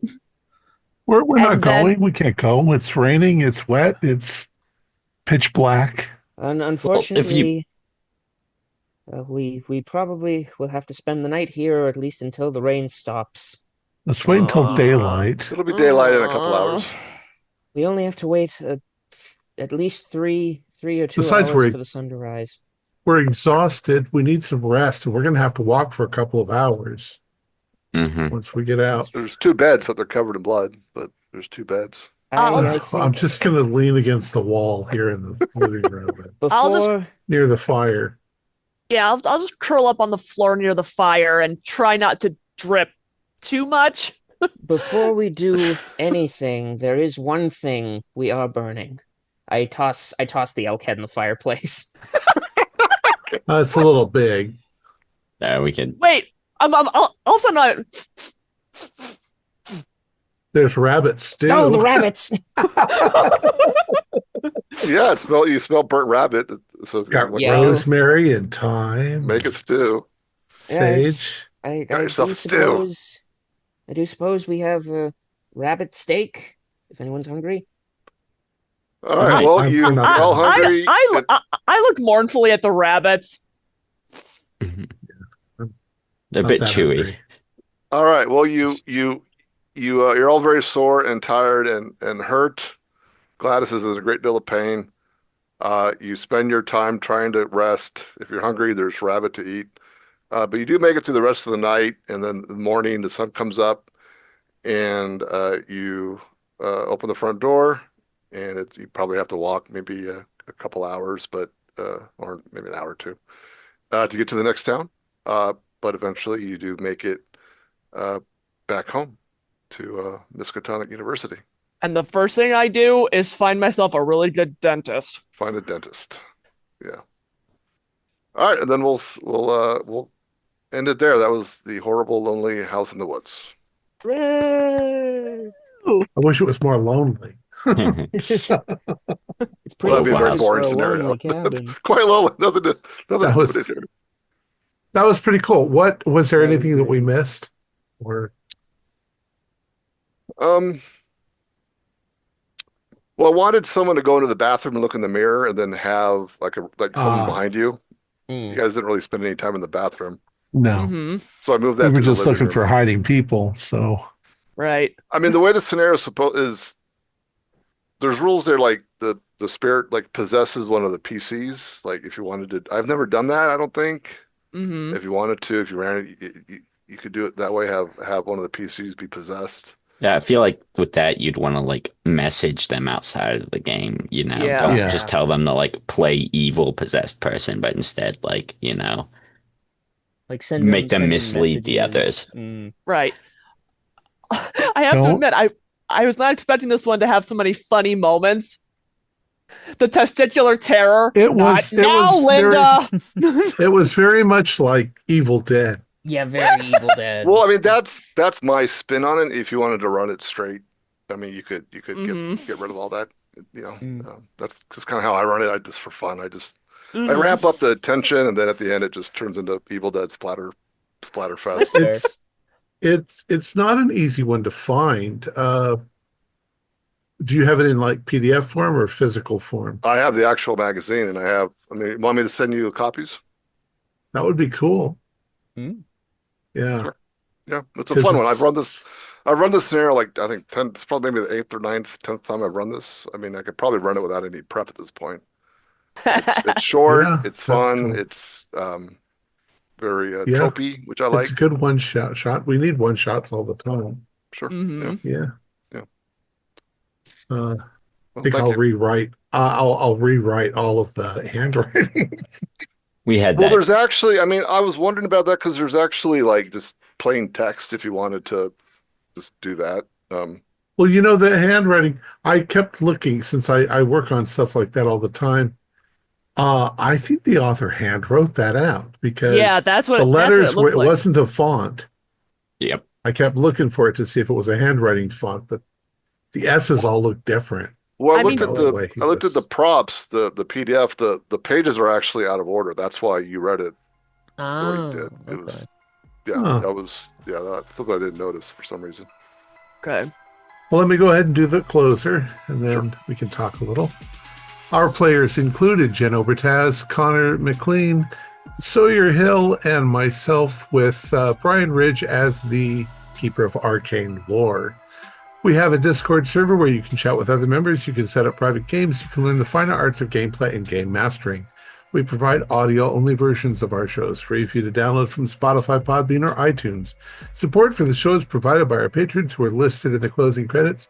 If you'd like to show us your appreciation, please visit our Patreon page, or you can use the thanks button just below the screen.